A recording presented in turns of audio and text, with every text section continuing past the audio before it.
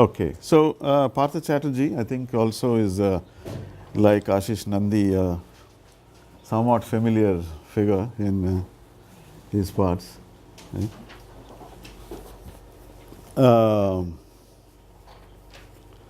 Actually, yeah, one of the things that will come up in Partha Chatterjee's first essay is something that we were just discussing outside the latest news from India, is that there is an article 377 in the Criminal Procedure Code. The Criminal Procedure Code in India was first written in 1860 in the colonial period, and after independence, India did not change and adopt a new code. It just continued with the same code. And about 2 years ago, it came up in High Court, and it was the High Court said it is unlawful and sort of repealed, said this rule it should be removed. But some Christian, Hindu, Muslim groups went to Supreme Court, which is the highest court, and the Supreme Court has just given an order saying that that the law is in existence and therefore homosexuality is unlawful in India. So now it's up to Parliament to pass a new rule. So this is one typical example of some of the ways in which what Partha Chatterjee is talking about, actually some of the things that he discusses, which is happening, which is continuity between the colonial and the independent. So there is, on the one hand, the idea is that you have to break. Freedom means breaking with the old and establishing a new order. But in many aspects, the Criminal Procedure Code is one aspect, and other things like the military and the civil service were substantially retained. And this has always been cited as one of the biggest sort of sources of problems for an Indian, free Indian sort of state. There's been this sense that it is first of all a sign of a lack of will, a lack of political will to actually take seriously the constitution that you have adopted and to redo everything in accordance with the new constitution.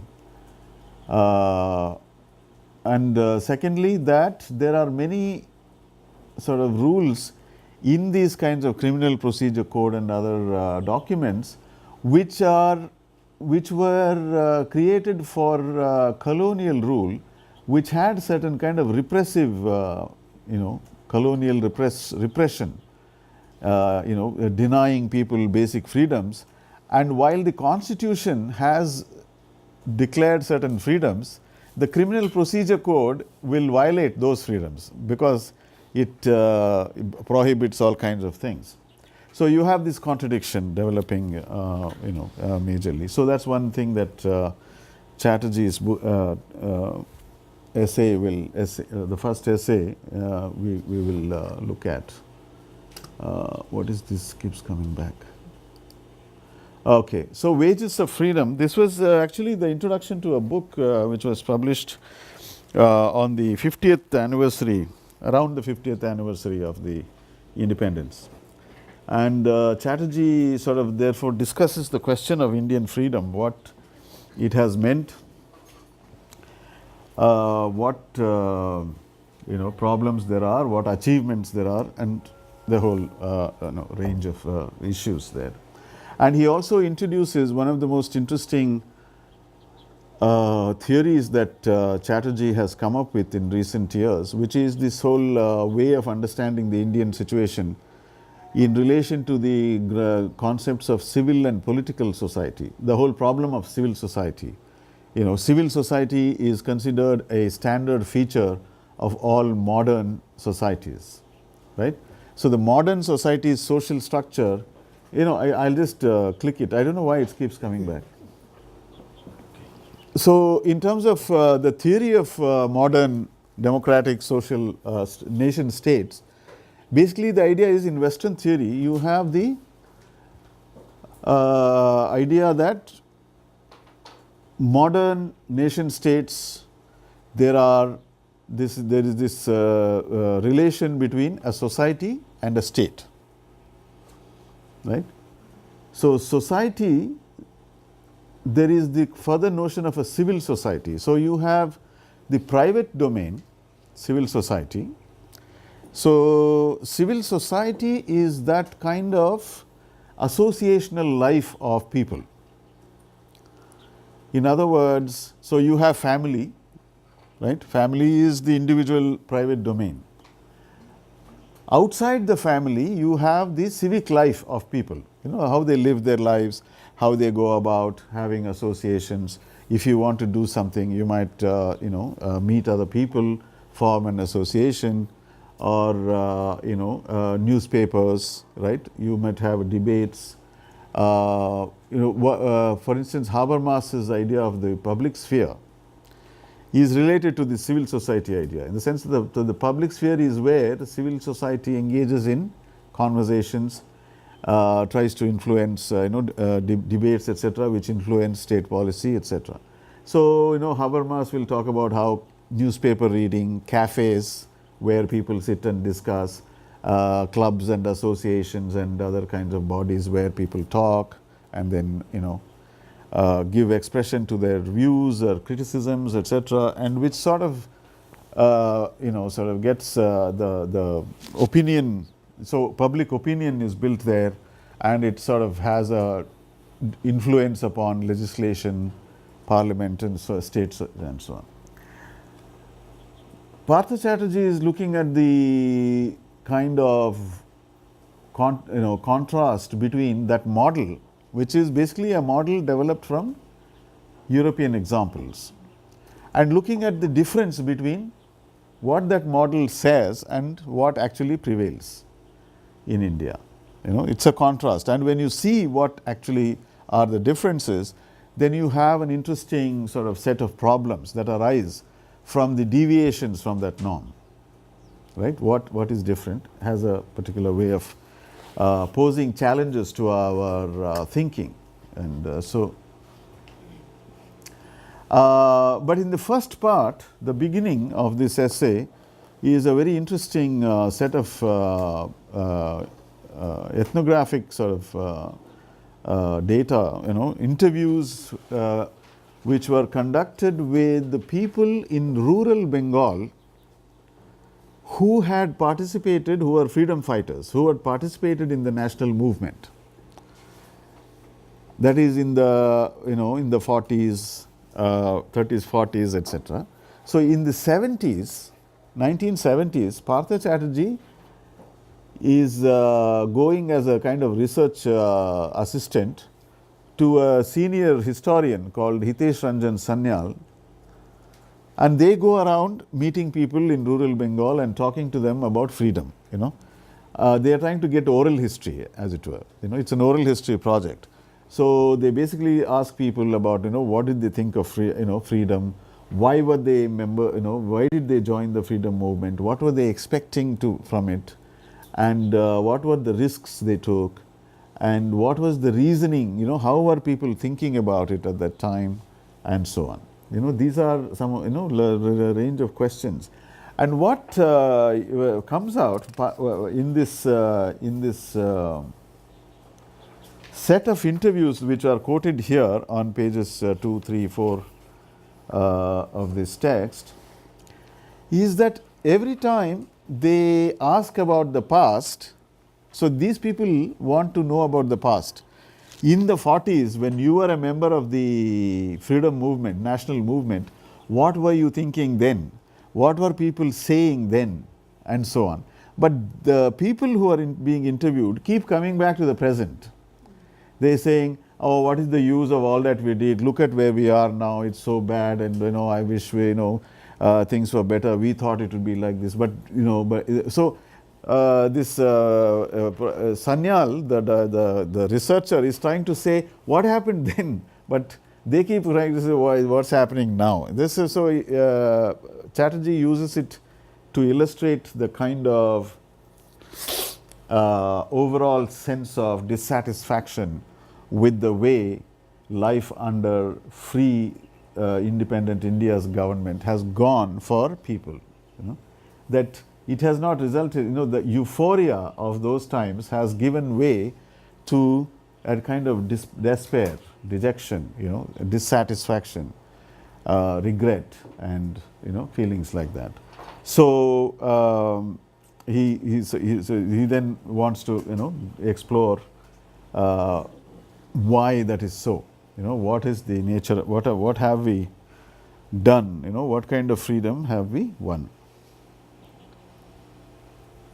So, for instance, the first interview on page 2, it says, why did you join the Congress? To get freedom. When we thought we must get freedom. And what is freedom? Freedom means we would all be equal. And it was like an addiction. There was risk, but we didn't really care. One did not care whether one was beaten or killed. And I was not afraid to, and so on. As you go along, you see that people are constantly referring back to the present situation. So, for instance, on page 3, in this comment in the middle between the two interviews, Chatterjee says, Hitesh Babu had quite a task bringing her back to his subject of inquiry, because he keeps going back to the present.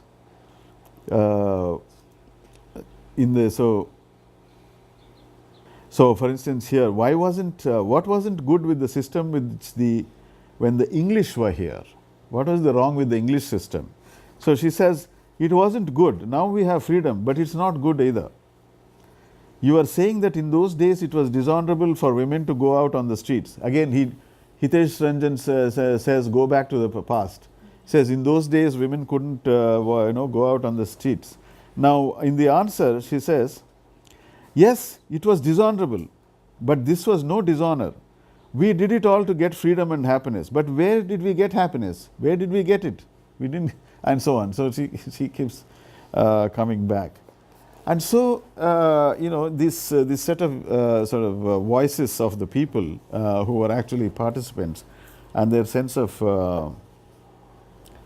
what he calls a note of despair and bitterness in their voices, that is the thing to be explained. What is the... So, there was no doubt, he says, so that for an entire generation of politically mobilized people in rural India, the experience of 3 decades of the post-colonial developmental state had created a persistent feeling that their leaders and their organization had betrayed them. Right? So, what was this sense of betrayal based on?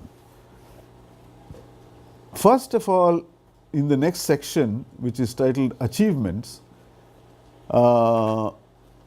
Chatterjee does 2 things. One is,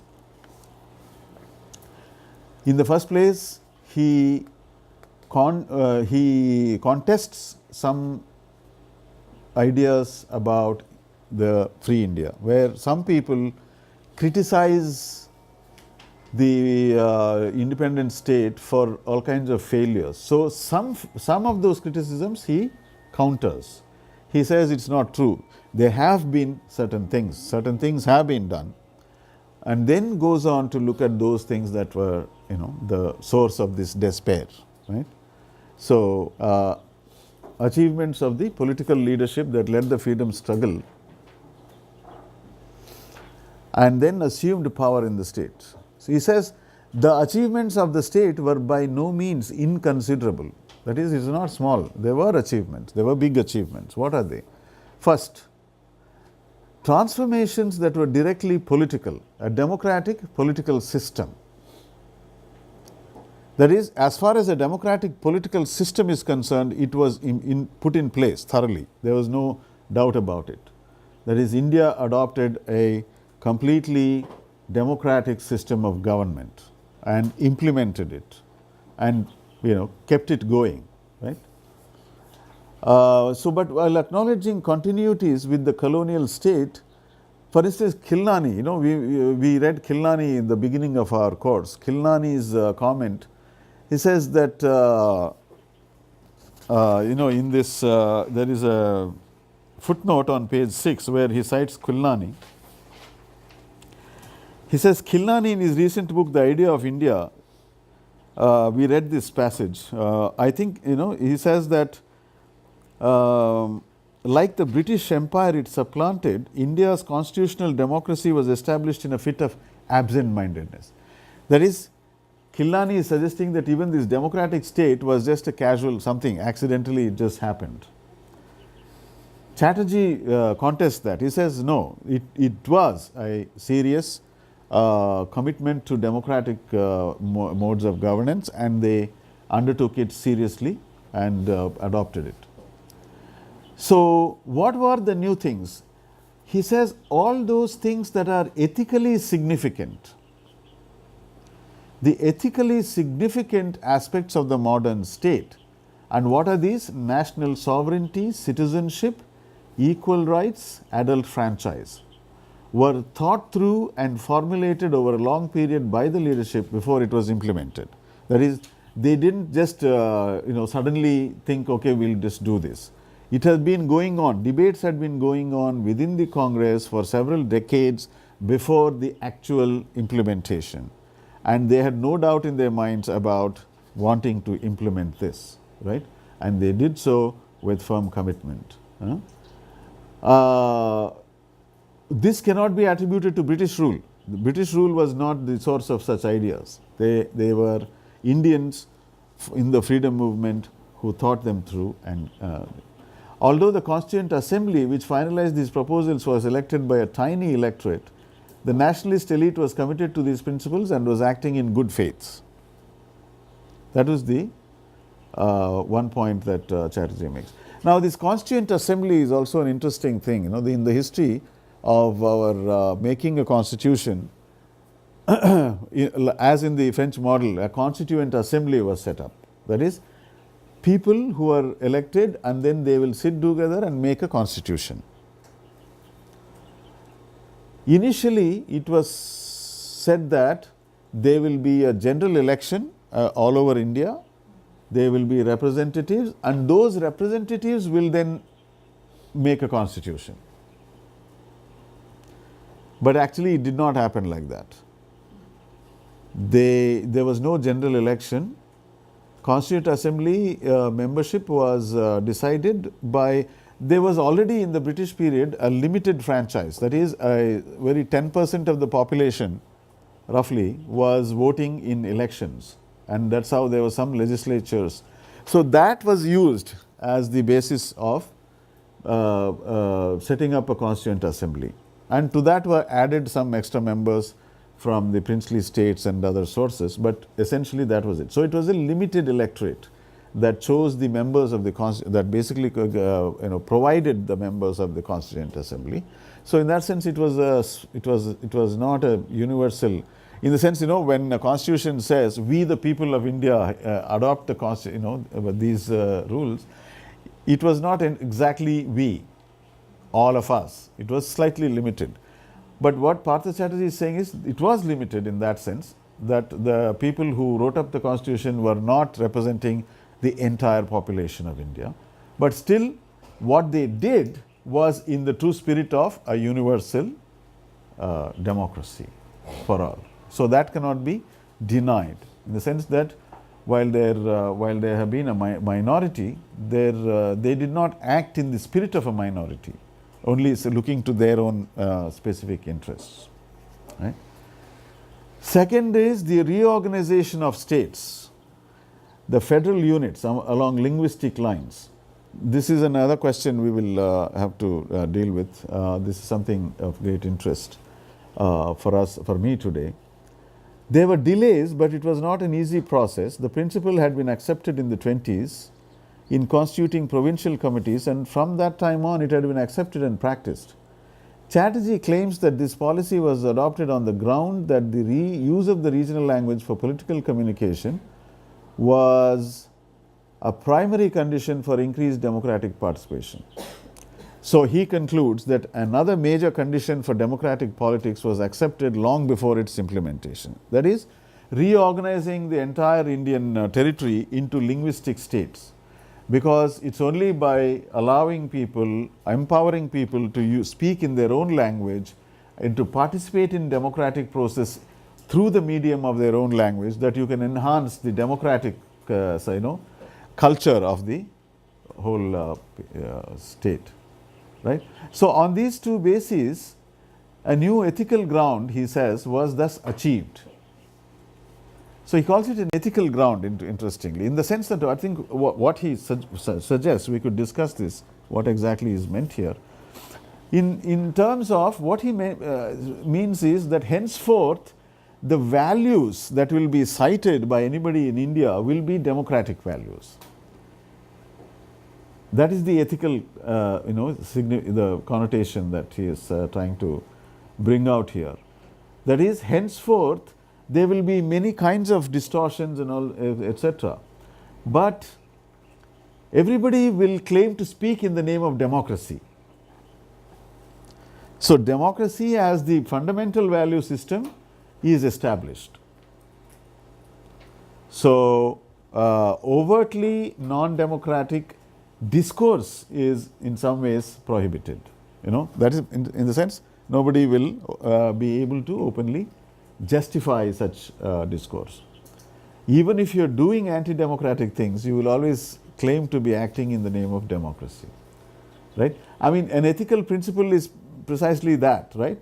Ethical principle doesn't prevent people from acting unethically, but it disables an unethical claim, justification. So in that sense, I think what he is suggesting is the democratic principle was established on very firmly in India. On the second question that he is the linguistic states, my own feeling is that the process, of course, it was done after some delays, but I believe that it can be read differently, and we will come back to it later. To see what is the difference that I'm suggesting, because I don't think that it was as firmly implemented or implemented with the same conviction as the Constitution was adopted. The first part, yes, I agree with what he's saying.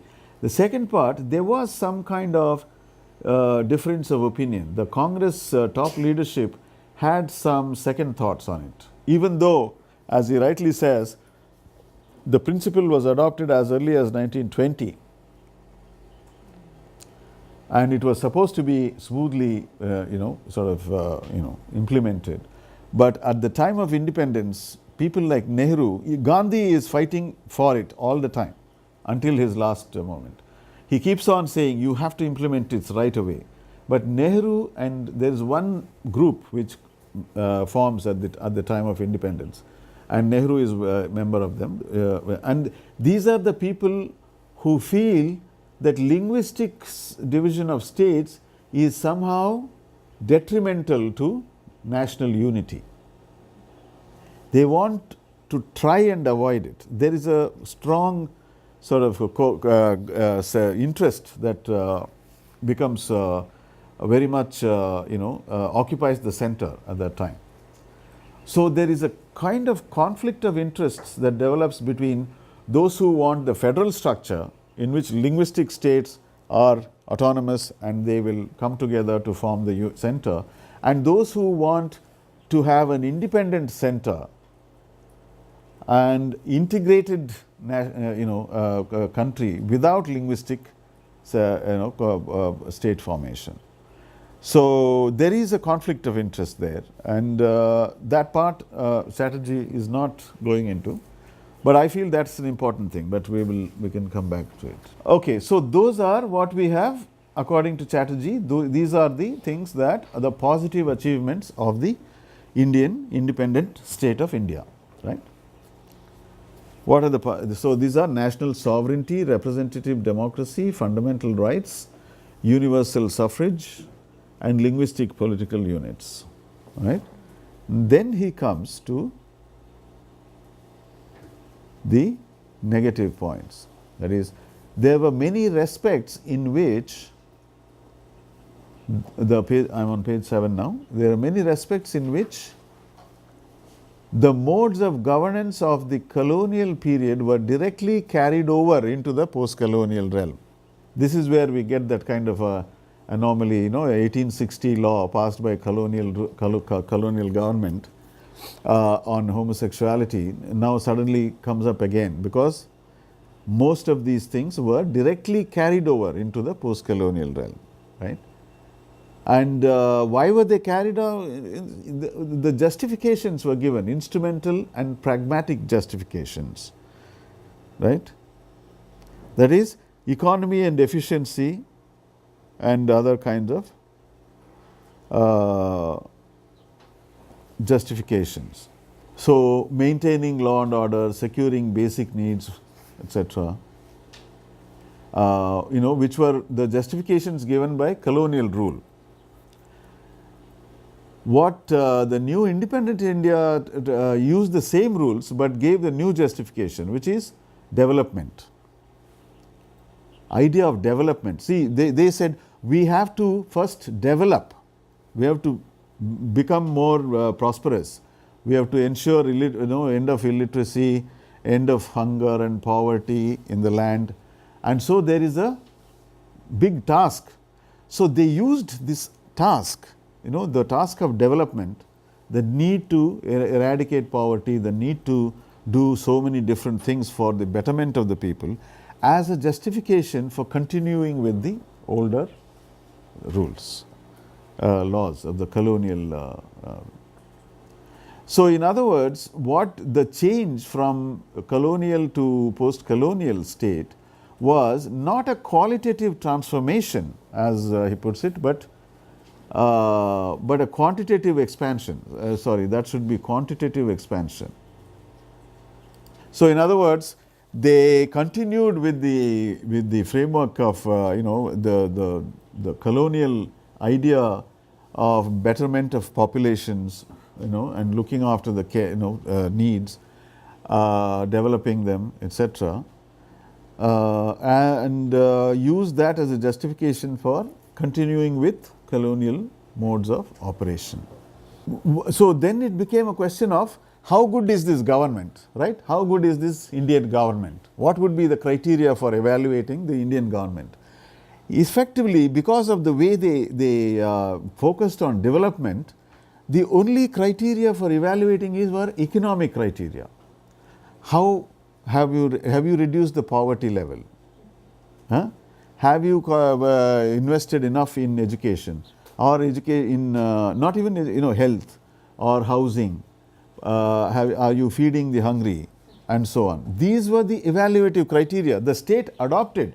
The state felt, the people who are running the state, they felt that their evaluation should be done on the basis of these criteria, but not on the criteria of democratic participation and social justice. That is, it did not ask how have you empowered the people to be more, mature citizens of this republic.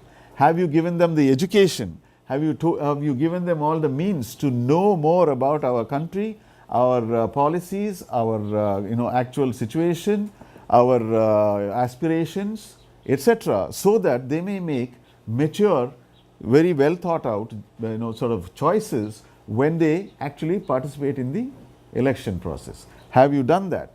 That is a different criterion, right? That is, how good are your subjects? How good are the citizens? What is the moral fiber of the citizen? How educated is the citizen? How capable of critical thinking is the citizen? How is the citizen capable of participating in democracy in a full sense? instead of just being voting because the landlord said vote for this party, or voting for some other consideration, etc. Building the human material, giving it the necessary sort of modern reconstruction of subjectivity, which enables full participation. On that, they suspended it as a criterion. They did not want that criterion to be employed to judge the work of the state. They only wanted economic criteria, or they were only capable of answering economic to economic criteria, not for these criteria. This is another point, right? So what are the achievements of the Nehru era on the whole?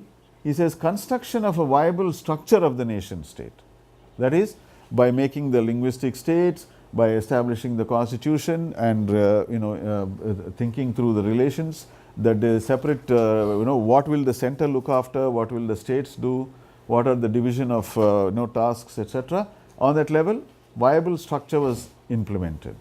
Territorial integration, that is, a lot of these princely states were there, small groups, kingdoms.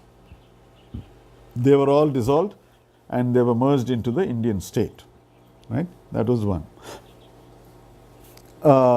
In a way, partition was already conducive to territorial integration, because by separating the Muslim part, majority parts, it created a more homogeneous sort of territory. And already Partha Chatterjee is suggesting that already even the Congress party had come to see that maybe it's a good thing to have partition, because then it will because if it's a huge big state in which there are two major communities, Hindu and Muslim, both equally or more or less equally strong, it's not going to be possible to do any developmental work. That is, there will be constant fighting, constant sources of conflict of social kind, cultural kind, religious kind, all kinds of things. And it will always come in the way of any implementation of any program of amelioration, right?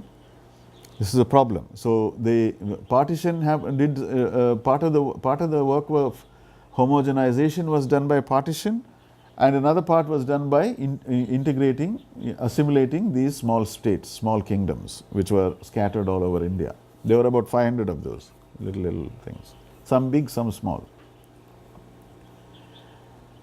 Then a new ruling coalition of industrial bourgeoisie, urban middle class, and rural propertied classes. This has been the major theory about India. What is the Indian ruling class? Because in every nation state, you are the idea is that there is a ruling sort of class. Now, in modern political theory, the idea is that in capitalist societies, the ruling class is the bourgeoisie. Right? That bourgeoisie means industrial bourgeoisie, those who own the means of production, and in addition to them, the middle classes, with the managerial classes, the educated, and so on. Right? That's large. In India, the bourgeoisie was not independently powerful, although the bourgeoisie is actually, the modern nation state form which was adopted by India is essentially a bourgeois nation state form. It is that ideal which is already. So once you adopt the bourgeois nation state form, you are adopting one of the most central features of bourgeois rule.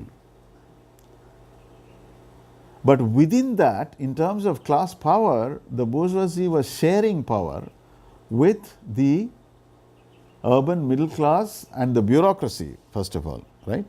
The bureaucracy and the rural landlords, the landowning class. They were very powerful in India. Until very recently, the rural landowning class was a separate force. Now that rural landowning class also has joined the bourgeois sort of, class in terms of, it started investing its surpluses in industry, and so therefore its very character has changed. So there is no longer today a very powerful separate landowning class. It's the landowning class and the bourgeoisie are much more porously intermingled kind of situation today. It's a very recent development. But in those times, in the first 4 or 5 decades, you still had a situation of the dominance of these three without any possibility of one becoming more powerful than the other. They were all there. And also the state system. How do you get support for the state system, right? We talked about hegemony and those kinds of ideas last some time ago. The hegemony question, here the Congress system comes into play. That is the Indian National Congress. Remember that the Indian National Congress is not just a political party. It is the movement itself. It's the national movement as a whole, right? There is nobody who is unconnected to the Congress. The Indian Communist Party, left parties, the parties of the right, the Hindu party, the conservative party, everybody was either at one point or another under the Congress, because the Congress was not a party, it was the representative of the movement as a whole. And there were many parties which were in the Congress. The right-wing parties, left-wing parties, there was a Congress Socialist Party, there was a Hindu Mahasabha, but they were all sort of, connected with the Congress. And some of them came out of the Congress, but still, the Congress was the dominant thing. And it had a whole elaborate network of relations from the top, Gandhi, Nehru onwards, down to the village level. There are series of layers of, district, state level, province level committees, district level committees, and village level committees, and so on. So through this system, Congress was able to maintain its own position of power. So after independence, it becomes a party. But it has this huge network at its command, which was built up during the independence, the freedom movement, right? So that is how, for the first 2-3 decades, it's able to sustain its sort of dominance in the system in India as throughout the Nehruvian period. And of course, the authority of Nehru, who was a great leader, internationally admired, and a leader of nations. Other nations were also looking up to him for leadership. He was already starting the non-aligned movement, and he was a very charismatic person, and so all of this added, right? So they were able to somehow accommodate different class interests under the Congress system and to maintain it, right? And the ideology of development was the legitimizing principle. So there is the poverty, which is identified as the root cause of the social backwardness, and industrialization is the first priority. So they undertake a very massive system of industrialization. But industrialization in India happens through state initiative. That is, state, not by inviting foreign capital, for instance, which is the other model. Some people, there is a party, Swatantra Party, some conservative elements, they want to open up to foreign capital so that they can build industry, the industry can develop. But India under Nehru decides to go for self-sufficiency. So self-sufficiency is a very complicated matter. It means that you don't just produce industrial goods, but you also produce machinery for industry. You see? So there is in India a lot of initiative to develop indigenous machine production as well as production of goods for other uses. So this is the model of self-sufficiency, right? You without no dependency on because every country, even if it produces its own goods, it has to buy the machinery. And here is where Nehru thought, Nehruvian state thought we will have to build the machinery also, to achieve complete self-sufficiency. Now, there were many machine tool producing industries and so on in India which were started as a result of this policy.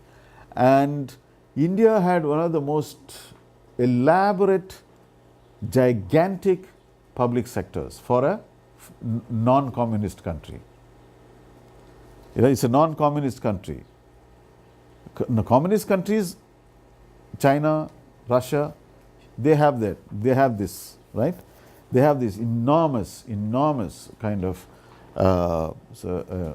public sector, right? Factories, huge things, projects of all kinds, which are all indigenously developed and sustained and so on. Or, of course, there is always a certain amount of foreign technology is required, but it's managed in such a way that it doesn't result in takeover by foreign capital, right?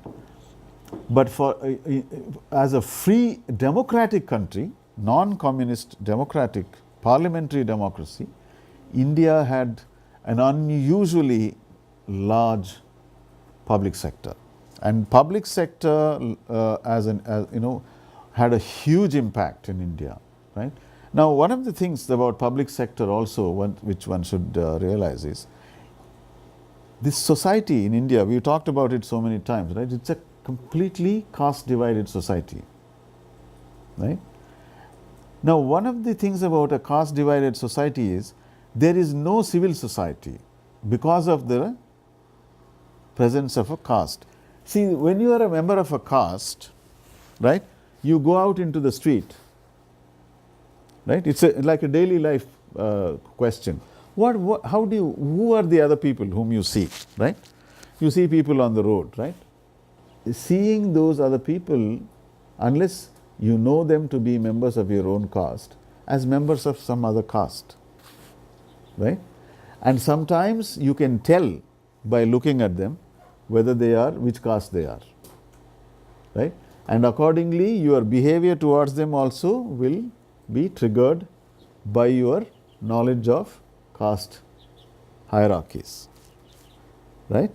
So, in the public domain, you may choose to be reverential or dismissive, For instance, you are an upper caste person, you see a person who is obviously a lower caste person, and you will talk to that person in the way that back in the village, the landlord would talk to the untouchable, right? This happens, right? This kind of thing. Or you see a Brahmin, you might pay respect or something. Or you might even say, okay, I don't have to do it here, but even so, you will maintain your own separation from them, right? So, in other words, this public sphere doesn't have a character of its own, independent of these caste identities. So, you are there in public with all these other people, but they are there, they belong to one community, you belong to some other community. There is some need because new modern cities have come up, economy has changed, you need to go and you need to buy things, you need to sell things, you need to access various things and so on. But you will do all of those things without any disturbance of the basically caste order, right? Minimum disturbance of the caste order. Right? So, all kinds of things will happen. People will go out and come back, and if they have touched somebody whom they feel might be a thing, they will want to wash and so on, things. So, this is your situation. In that situation, the public sector, which is basically economic units, right? Economic factories, big companies which are drilling for oil or drilling for gas or building tractors and heavy machinery like these cranes and other things, or making machine tools, making watches, making soaps, making all kinds of things, public sector things. Now, the interesting thing about this public sector is the railways, right? All of these things, huge. It's about it is it creates a kind of society of the modern kind at that level within the public sector domain.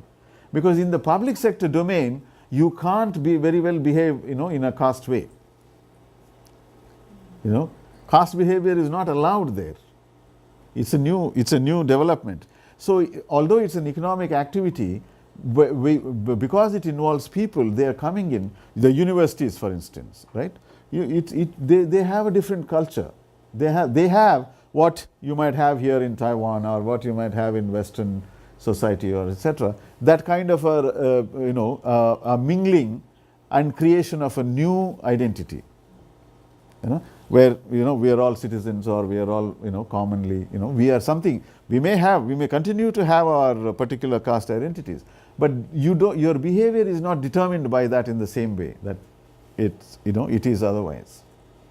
This is a key sort of thing, and therefore it's a very interesting thing, for instance, in India, to look at the love stories that are told.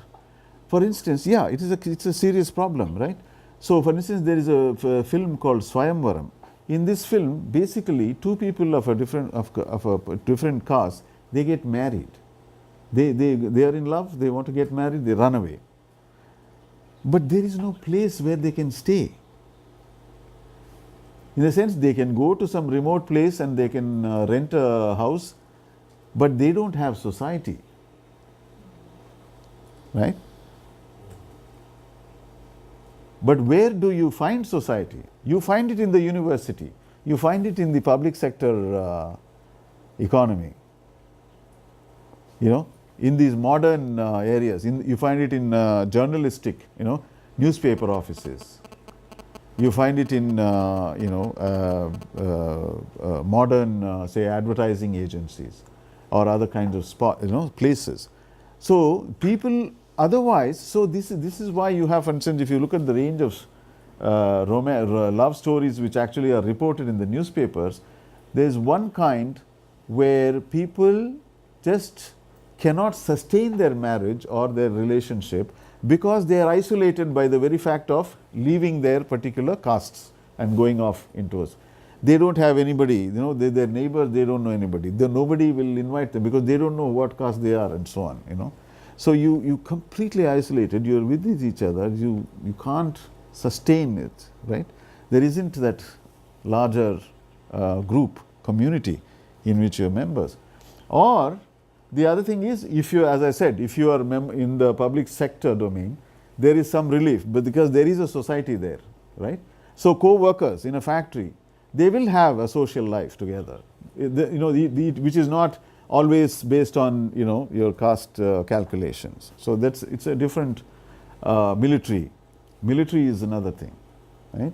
The modern army thing. So these ways, and then there are those who get into intercaste relationships, but after getting married, they get reabsorbed into the caste group. So typically, the male, the caste of the man in the relationship will be the caste into which the woman will also be absorbed. It will be assimilated back into things, and so on. This is your thing. And in this scenario, you can see how the public sector, for instance, actually has a social role as well. It's not just economic self-sufficiency, but it's actually a society. So in India, you can say society is a representational system. Society is also like a parliament, if you like, because public sector jobs are given according to reservations. So many people from so many different castes, quotas. So in that sense, the modern society in India, which is a very small section of the of the whole, is actually a kind of representational system. So in that society are represented people from all possible castes who have through affirmative action, through general quotas, etc. they have come there, and to some extent all the caste rules are slightly diluted there, and therefore you have a possibility of thinking about it as a new society, in the new sense, right? So that's something to be conscious of. So, anyway, these were the developments. Now, Chatterjee is turning to this whole, what I mentioned earlier, this question of civil society, political society and the state. This is the first of all a theoretical problem of what is this civil society and state. The way Partha Chatterjee goes about it is to discuss the writings of three sets of authors. First of all, Rudolph and Rudolph. This is husband and wife, Susan and Robert and Susan, Rudolph, I think. They say that in India, they use a distinction between what they call demand polity and command polity.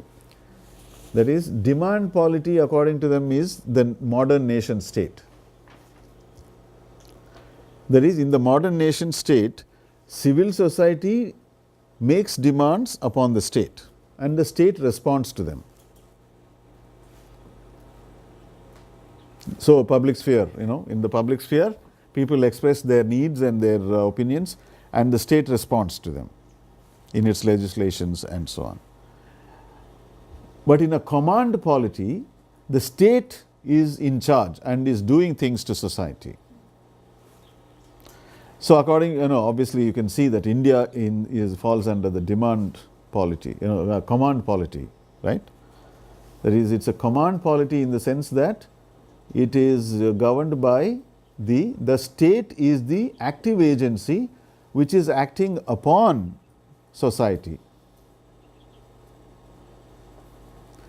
Rao and Frankel, MSA Rao and Francine Frankel, that is another group of social scientists who write on this question, and they talk about how the political dynamic in India is basically one in which low status groups are becoming more vocal in making more demands, etc. That is lower caste and other poor sections, and upper caste and middle class people are trying to defend their privileges against these lower caste and lower status demands, because when a lower status demand comes up, for instance, to say we want more jobs for us in the public sector, it affects the upper caste people because they have been enjoying privileges, they have been getting all the jobs. It's a very astonishing, if you look at the figures, in some, up to 97%, 90%, 95% of jobs in some things will be only Brahmins or upper castes. And when they see the population size of that caste, that whole caste, it will be 10% or something, right? So, that is the thing. So, according to Rao and Frankel, this is the dynamic. The lower caste groups are making more demands for better redistribution, and the people are defending them. The upper castes are defending their own privileges, what they have been enjoying so far. Atul Kohli, another social scientist working on the same thing, what does he say? He says electoral pressures lead to decay of democratic institutions, crisis of governability. That is, the kind of pressures resulting from lower caste, lower status people's agitations and so on, which sort of make it difficult to run a smooth government, which disrupt and create all kinds of anomalous situations. These are then a problem of lead to a crisis of governability, right? So, Chatterjee is now sort of abstracting from all of their arguments to say that what they are basically, all of them assume as a common thing between all these three kinds of things is the assumption of this duality called state and civil society, which, as we said, is a Western concept derived from an observation of Western societies, right? So, all of them, what they are doing, basically saying is there has to be some kind of rational balance between in the relations between civil society, civil society and the state. That it has to be, somehow, it has to have rationality. It can't be completely up to grabs, up for grabs. Like everybody, whoever does whatever they want, and they, threaten the very stability of the system. There has to be some regularized relation between them. So, in other words, they are assuming that this is what there is in India, state and civil society, and they are only worried about whether these two will have a reasonable, rational relationship. What Chatterjee says by contrast is that the state-civil society duality is a characteristic of Western societies. Non-Western societies do not always conform to it.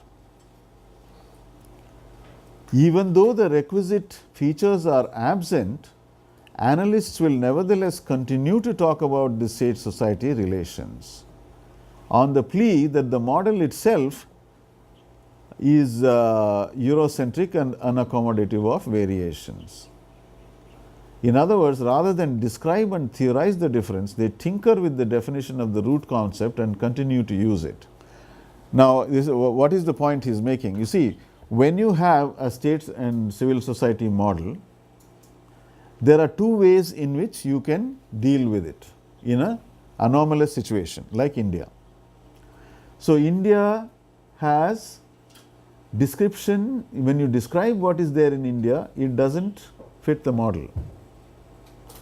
Now, remember that these three people are also saying that it does not fit the model. Partha Chatterjee is also saying that it does not fit the model, but they are drawing two different conclusions from this observation. One conclusion, these three people, they are drawing the conclusion that while there are many differences, these should be accommodated in the state civil society model. That is, the state civil society model, according to them, is too rigid. It only allows those features which are already present in West. So, they want to expand the model to be more accommodative of differences, but they want to retain the model. Partha Chatterjee's contrast, by contrast, is saying, if there is a descriptive difference, then you must try to separately account for it theoretically, rather than you make the old model more accommodative. Yeah, you see the difference? Yeah, that is the theoretical move that he is making here. So, further to go on to the problem, this revision leads to a blindness to something specific to this society.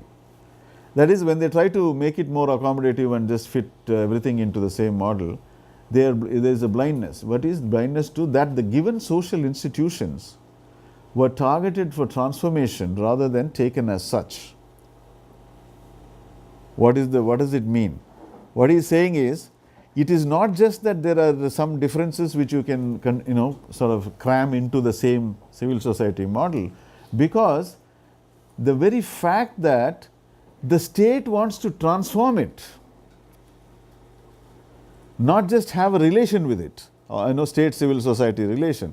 It is an active process of creating a civil society of the modern kind by working on it, right? Tinkering with it, transforming it, and therefore it is not quite the same thing.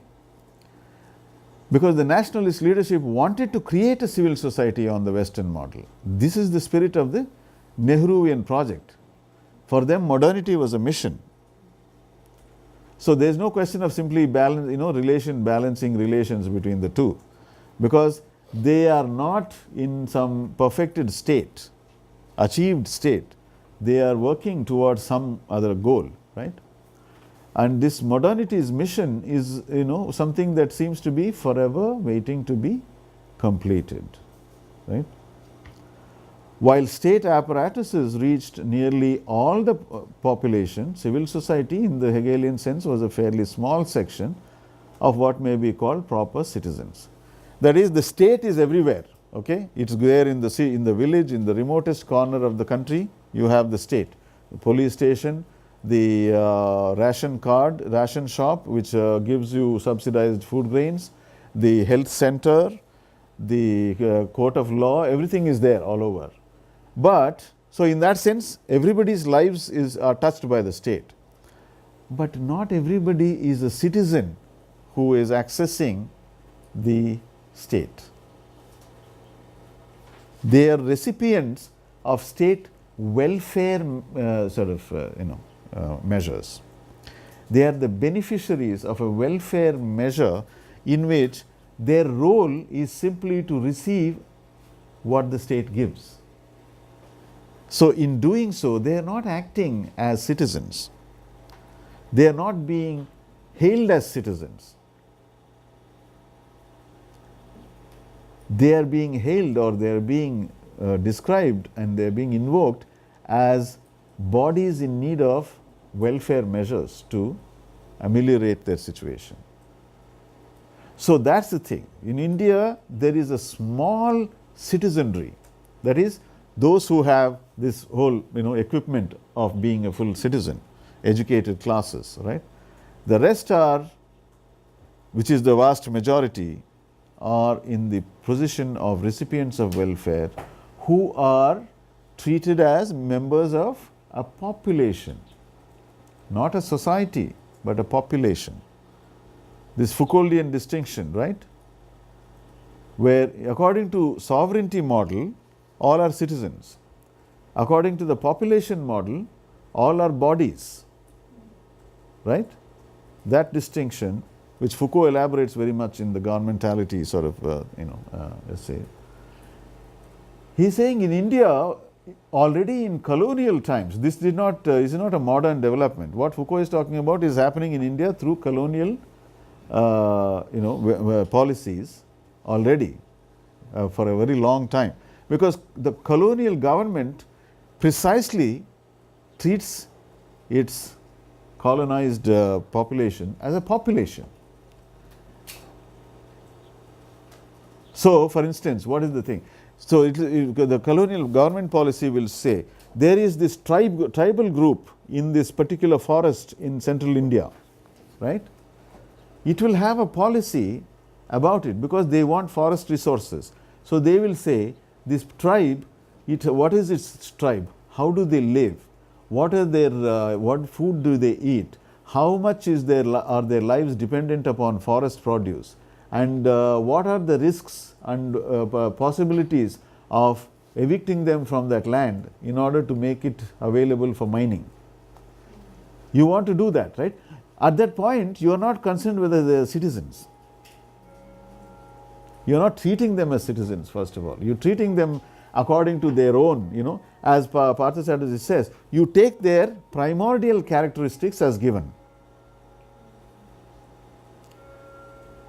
You are not treating them as citizens. Citizen means they are people bearing rights, like you and me and everybody else in this educated world, right?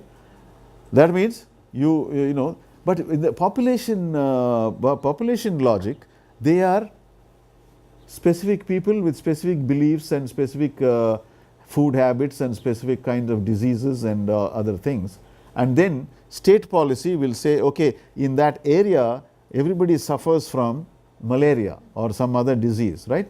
So it's one way of targeting the population. And he says these people are suffering from malaria, but they pray to this particular god and they live in this and so you characterize a population and say they have these characteristics and you work on them, right? So that is the thing, so India, you have this duality of the citizenry and then this whole rest of the population which is not citizens as yet, right?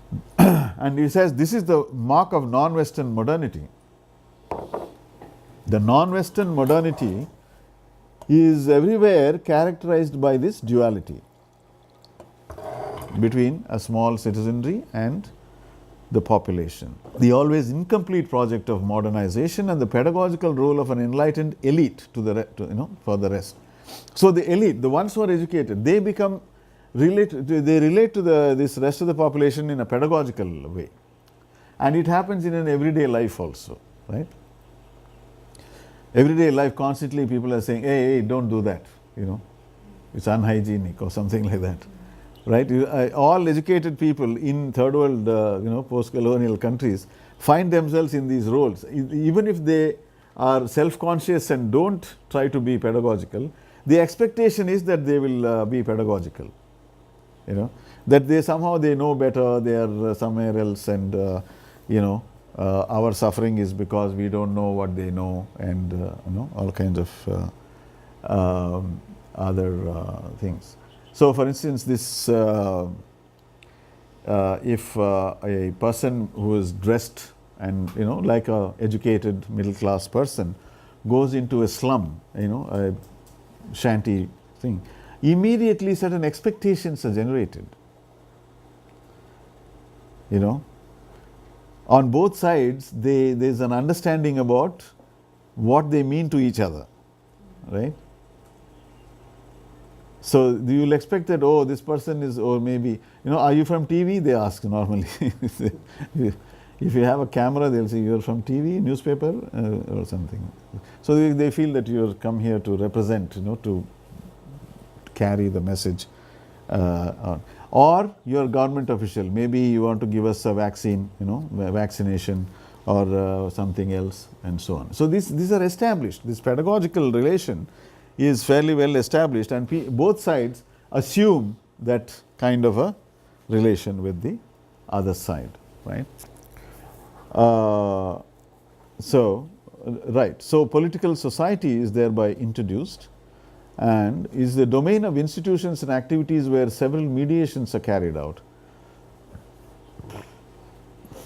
Now again, unlike the concept of civil society, which is assumed to be composed of the nuclear family as basic unit, you cannot assume the nuclear family as basic unit in the Indian situation.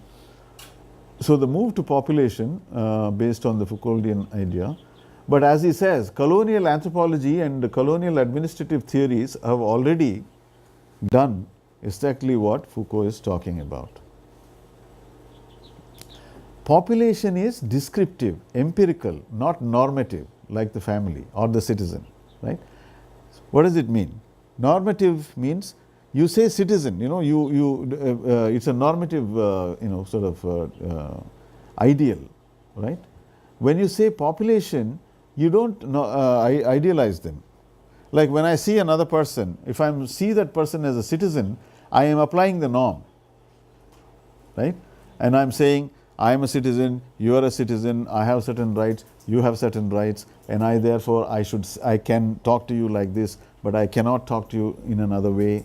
I can have certain kinds of relations with you, and I'll have to maintain certain kinds of dignities and and so on. This is where a norm is functioning to regulate my relation with another citizen.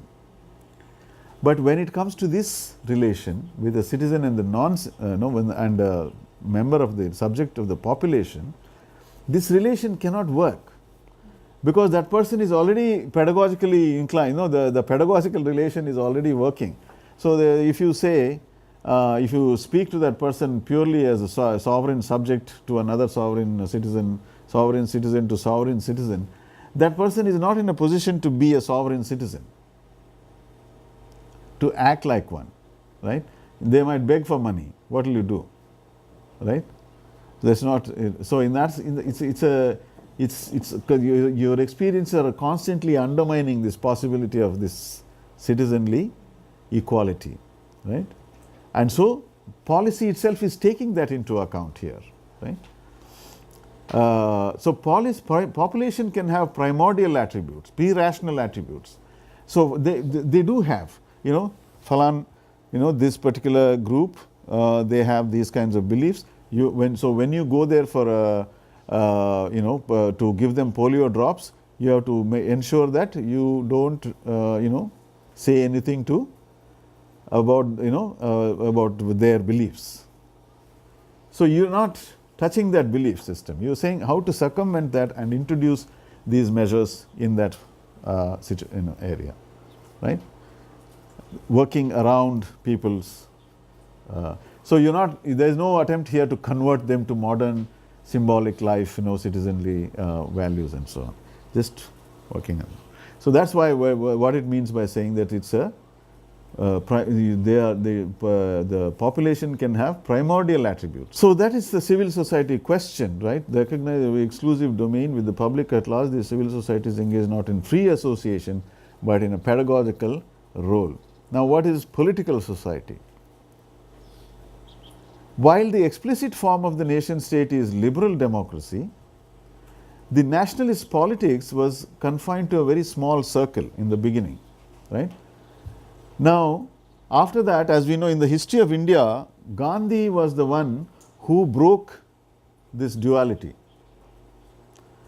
Before Gandhi, they were all sitting in their little clubs and doing their meetings, but they were all these suited, booted, educated gentlemen who basically appealed to the colonial power to change, to behave differently and so on.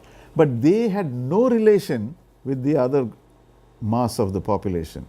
Gandhi in the Congress for the first time breaks that barrier and himself becomes the link between these two sections, as it were, because he is a member of this Congress exclusive club, but he is able to transcend that membership and appeal to the people. And as we know, in the costumes that we saw, one of the ways in which he manages to that appeal is by appearing differently, to wearing the clothes which make him somehow seem a different person and so on. So, but that relation remains always somehow requiring that kind of a some Gandhi or somebody to make that link. It's not gone away, right? So Gandhi is what he calls the moment of maneuver by Gandhi is the one that actually breaks that, right? To mediate politically between the population and the nation state. The most dramatic and effective form of this mediation was undertaken by Gandhi. So, political society is the idea that is being proposed here. Democracy is the name for the major form of mobilization by which political parties try to channelize and order popular demands on the developmental state. Now, here is the thing. He is saying that in India, instead of simply one political society, you have two societies. You have a political society and a civil society, both. So, state, political society and civil society. So, that is his theoretical innovation. This is the way that he modifies the Western theory of state and civil society in order to make it suitable, actually express the existing state of Indian society. So, he says in Indian society you have a political society, you have a small civil society and then the state. So, that is and then he associates these two with two ideas. Civil society he associates with modernity, that is modernizing the population. Political society is associated with democracy, a very intriguing kind of principle. I must say, for a long time it was not making sense to me, this distinction. It's like, what does it mean? Either some people are civil society, some people are political society, and then they are separate entities. But actually that is not what he is saying. That is not what he is saying. And only recently that I have begun to glimpse at what he is trying to suggest, which is that these are two dynamics in society. There is a modernizing dynamic which is basically targeting or focused on the civil society element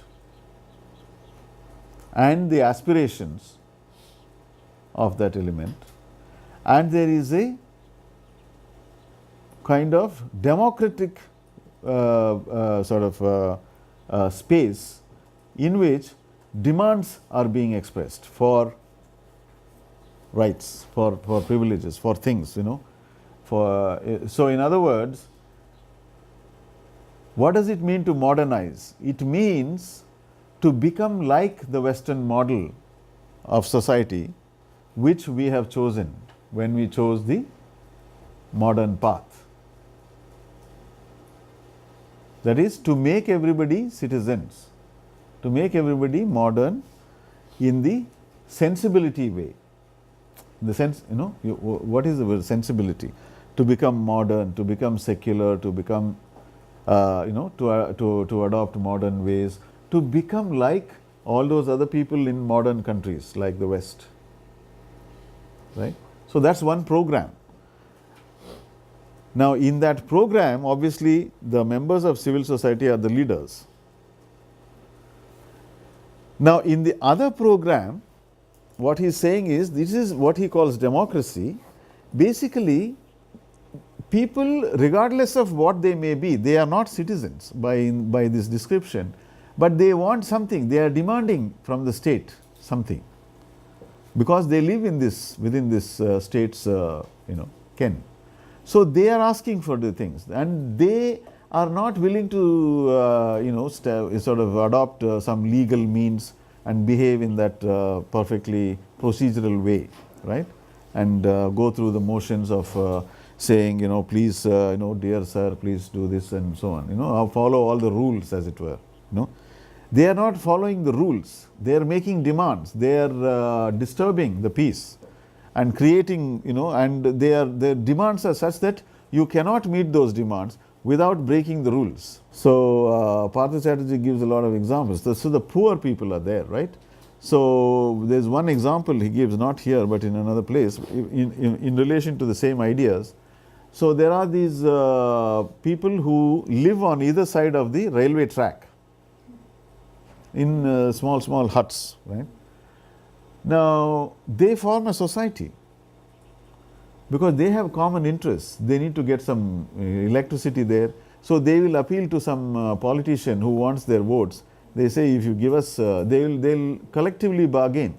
If you give us lights in this, in our thing, because it's illegal construction. They are not supposed to have huts there. But they will bargain for this thing. If you give us lights in our homes, for our huts, we will, all of us, we will give you this many votes. So, there's a big chunk of votes guaranteed. So, they'll get the lights by breaking the rule, obviously, and so on. So, this kind of negotiation, this kind of way in which people are trying to live, so survive, and to retain some stability, some of the little stability in their lives, or to transform something, and so on. And so you're saying that the people in the political society, they need not appeal to the normative concept of citizenship. They can't also. And they can't. Maybe they don't have the resources. Yeah. They don't even have that. Because this citizenship comes with all kinds of other sort of features. For instance, education is a primary requirement. Education in the and knowledge of the modern language of legal discourse and so on, right? Another example, see, it doesn't mean that these are always politically just fights.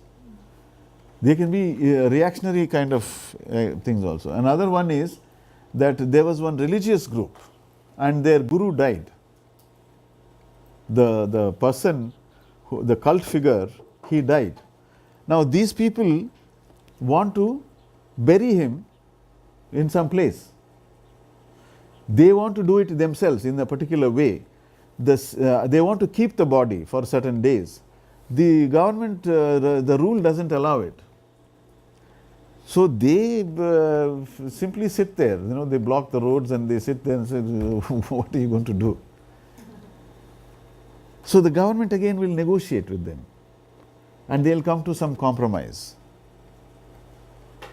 And how can they come to a compromise? The government has to break the rule, but they break the rule in such a way that it is treated as an exception.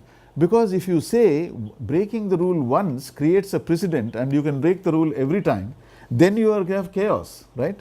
Every time you break a rule, it becomes precedent. It can be cited in court that so and so broke the rule there, therefore.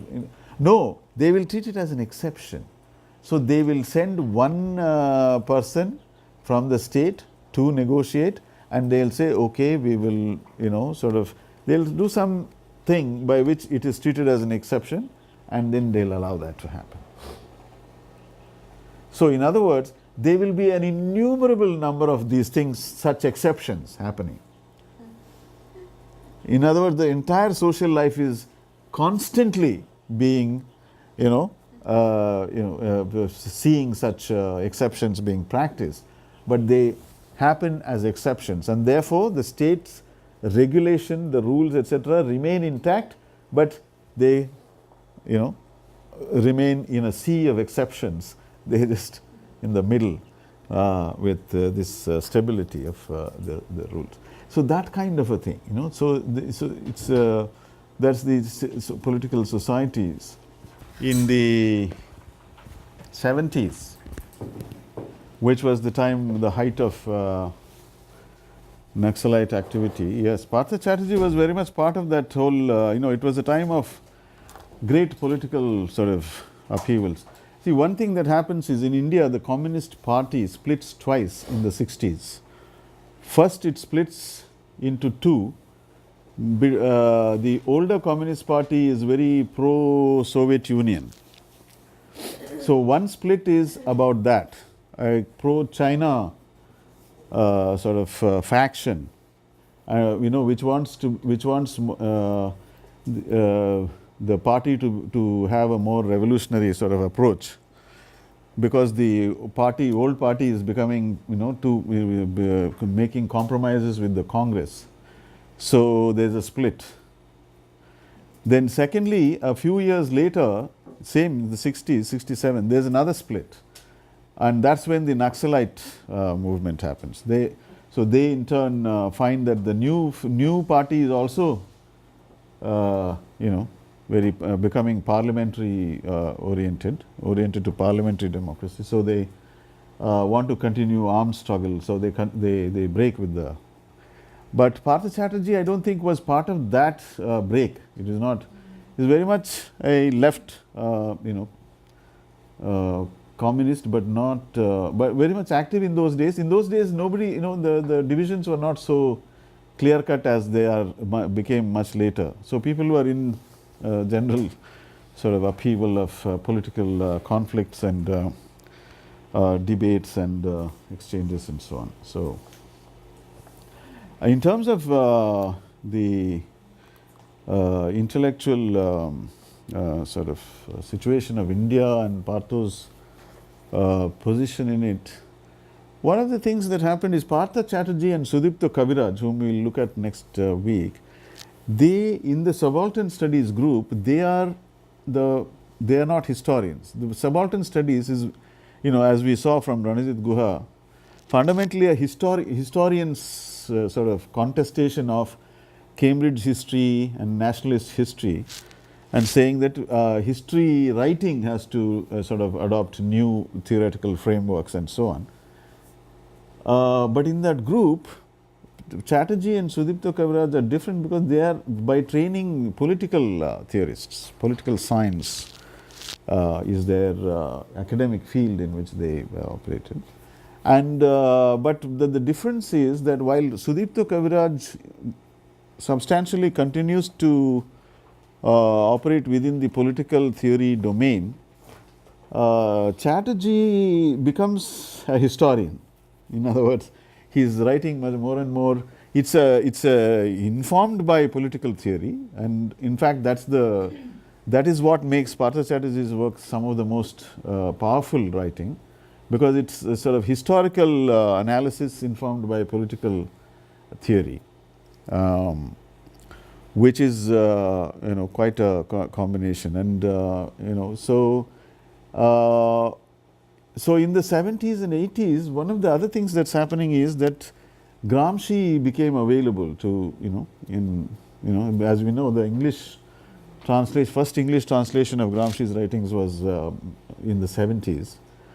And subsequently, Partha Chatterjee, Sudipta Kaviraj, and many of the Bengal, Calcutta-based intellectuals, they are the first ones in India to actually read seriously Gramsci, and to actually then, in some ways that is a very formative sort of moment, reading of Gramsci. And they are actually writing about Gramsci in the local sort of journals and so on, and having debates, on this question, and various kinds of divisions happen even in that moment. And finally, when the subaltern studies gets going in the early 80s, what you can say about that moment is basically that in some ways initially subaltern studies is basically a forum for the Indian radical left. That is not the original CPI, which has become a completely parliamentary sort of Congress, friend of the Congress, but the other CPM and ML, the left and the independent left, in India. So it's you can say that it was a very broad, it drew people from all of the different sections who were interested in, challenging orthodox left as well as nationalist kinds of positions, right, critiquing. So that is the moment of subaltern studies. But in a few years, what happens is, first of all, Sumit Sarkar, who is one of the big historians of India, Sumit Sarkar breaks away, and he becomes critical of the subaltern studies for somehow it is seen as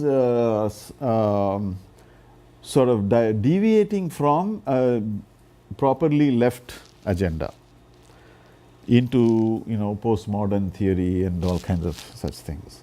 So they it is a fact that subaltern studies, apart from Gramsci, but also post-structuralist theory is very much Gramsci, then Althusser, then Foucault, and even semiotics, for instance, as a mode of analysis, is most elaborately employed in the Indian intellectual context by some of these people, like Shahid Amin, who wrote this wonderful study of the reception of Gandhi among the masses in Uttar Pradesh, which is a very dramatic story of the difference between how we talked about it in an earlier class, how the people perceive that Gandhi Mahatma will basically wants us to gain freedom by whatever means. So they end up, violence, they become so agitated and so and the movement becomes violent,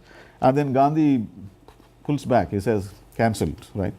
Because the strategy of the ruling class in that, the national movement leadership in those days is to mobilize at will. They want people to come out to the streets when they are asked to, and to go back quietly when they are told to go. They don't want, so they want everything to be under their control. This is one of the features of this national movement. Anyway, so these kinds of infusions of new theoretical sort of languages to new tools, etc. This is what is happening in the in this moment, and that is what. So in other words, it doesn't. You can't characterize it as in any way a left by any of the old descriptions of the left, or the characterizations of the left that you might have. It is somewhat, a combination of older Gramsci, Althusser, etc., but also Foucault and new kinds of Barthian or structuralist, post-structuralist thinking. And in some of the members, in fact, go away into various politically very neutral kind of studies also. So in that sense, it's. But Partha remains the one who has generated the most interesting ideas for public debate, the kind of ideas which have influenced a lot of other people's work, and especially cultural studies in India is. Probably has taken off from the subaltern studies moment, and in particular from Partha's work and and to some extent Sudipta Kaviraj's work and so on. So this whole question, there is something, there's one interesting thing I might say here is, recently Jacques Rancière, this French philosopher's work has been published a lot in English, and Jacques Rancière is a very colorful figure because he revolted against Althusser. He was in Althusser's group, but he said Althusser is all no use, these are all theoretical nonsense, and he quit. And he wrote this book called The Lessons of Althusser, which was a denunciation of. Then he went into a very interesting phase of writing these historical works about the working class and the cultures of the working class. One of the most interesting of which is what is called the Night of the Proletariat, in which he talks about working class initiatives in education, and there's an American connection also there. So that was his period of working on very detailed historical research, but subsequently he came out with this extraordinary sort of flowering of philosophical thought on everything from politics to cinema to art and everything, and he has produced some amazing ideas. And one interesting thing I always found is that Partha Chatterjee's work is doing something very similar to what Jacques Rancière is doing, although there's no influence of one on the other or anything like that, which is this whole way in which Chatterjee talks about the Indian situation in terms of this language of policy, this whole thing between the sovereignty question, the political question, what is the political, right? And the language of policy, which in some ways is the language which is employed for the population in this new sense, right? Non-citizens, populations, and so on. Where Rancière also has this whole the police, what he calls the police, which is basically policy. His idea of the police is an expanded notion of the police, which includes policy as a. And for him, the political is a moment that disrupts the stability of policy and so on, right? Often, Chatterjee's thinking about the Indian situation seems to employ the same kind of divisions, but slightly, it's slightly different, but also uncannily one often senses a certain parallelism between these two sets of thought. So it is a constitutive contradiction in the sense that from the beginning, the very structure of the state is there is a contradiction between the modernizing aspirations and a commitment to democracy. So so this contradiction is then managed on the terrain of political society, where compromises are made, rules are bent. Political society is a place where meanings did not remain fixed, laws might not operate. As I said, those two examples are indications of that. So the state was then speaking both languages at once, the language of rights and the language of policy. And see, the contrast is with like Foucault's work, it actually says governmentality is operation even in European, like French society, for instance, even though the language of rights, of juridical sovereignty is dominant. But Foucault's argument is that you have to see below that, and you look at the way in which actual things operate. And for instance, in the field of health, what the state does is it takes a population into account, and it looks at, so it doesn't bother about whether you are living in a posh area or a slum area, etc. It looks at those things as, okay, what do they need, what do these people need, who are they, how do they think, how much criminality is happening in this area, typically that kind of thinking. So it's happening there also, but the difference is that at all times in the Western democratic sort of state situations, the language of sovereignty will always be the explicit language. You can't overcome that. Whereas in the Indian political discourse, there is an explicit component of development which is the language of policy, which is explicitly sort of brackets out the question of rights in order to address these kinds of policy issues. That's how he's looking at it basically. So, under Nehru, political society was mediated effectively between state and civil society. But by the 70s, things changed. There's instability in the political system in the 70s, and where suddenly, according to Chatterjee, what it means is that instead of being somehow running together, the project of modernity and the project of democracy, they start to become conflicting logics. The project of modernity begins to conflict with, or they come into contradiction with, the project of democracy, right? So, and then the small essay, which is basically a newspaper response to a very interesting small development, which is that in 2005, Manmohan Singh, the India's Prime Minister, who is still our Prime Minister, he was given an honorary doctorate in Oxford.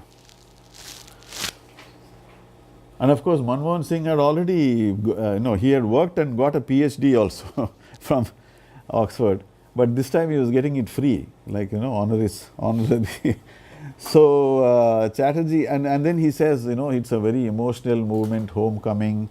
The British have done so much for us, and so on. This whole nostalgia trip about British rule in India. So, this essay is basically a very sarcastic and very critical comment on these kinds of statements, right?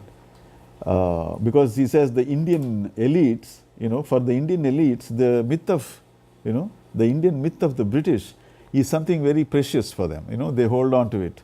In those days, life was so different. Everybody followed the rules.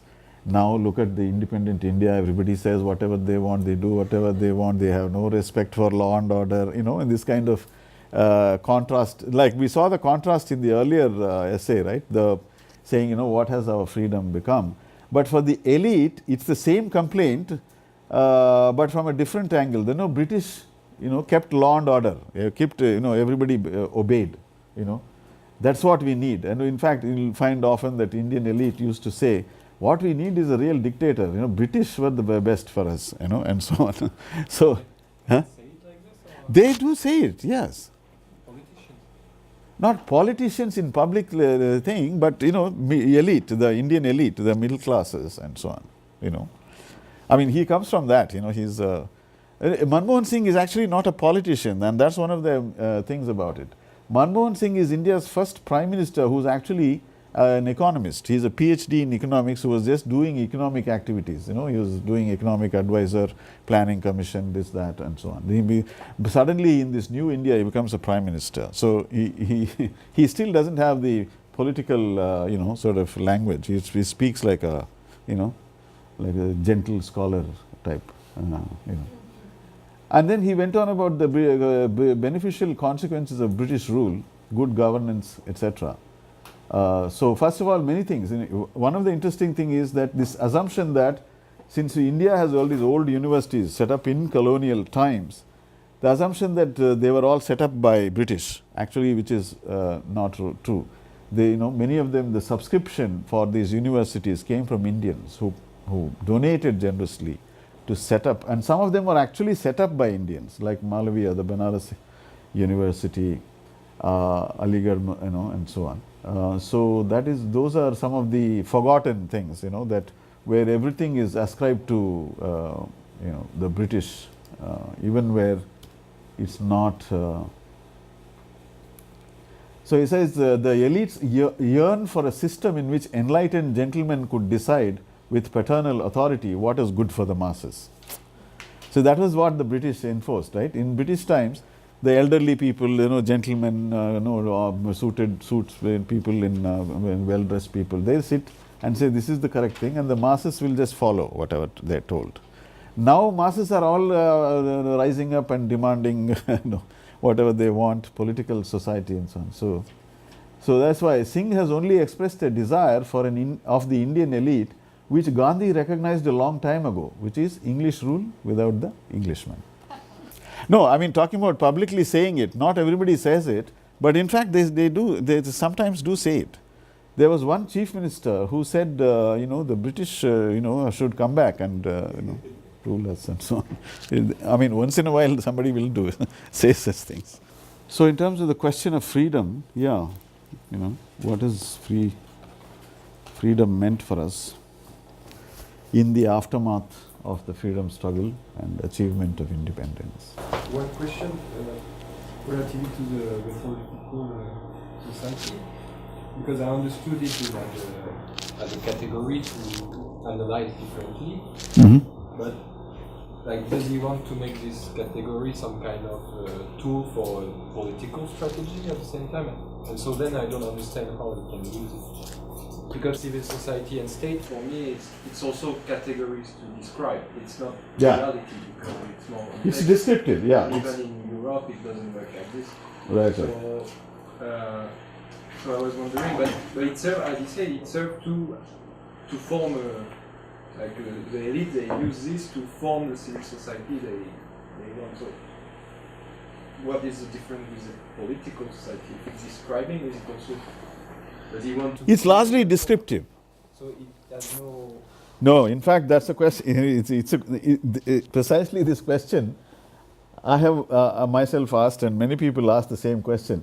Is it a descriptive, sociological kind of description, or is it like, Lukács's proletariat, like a revolutionary agency and a transformative agency?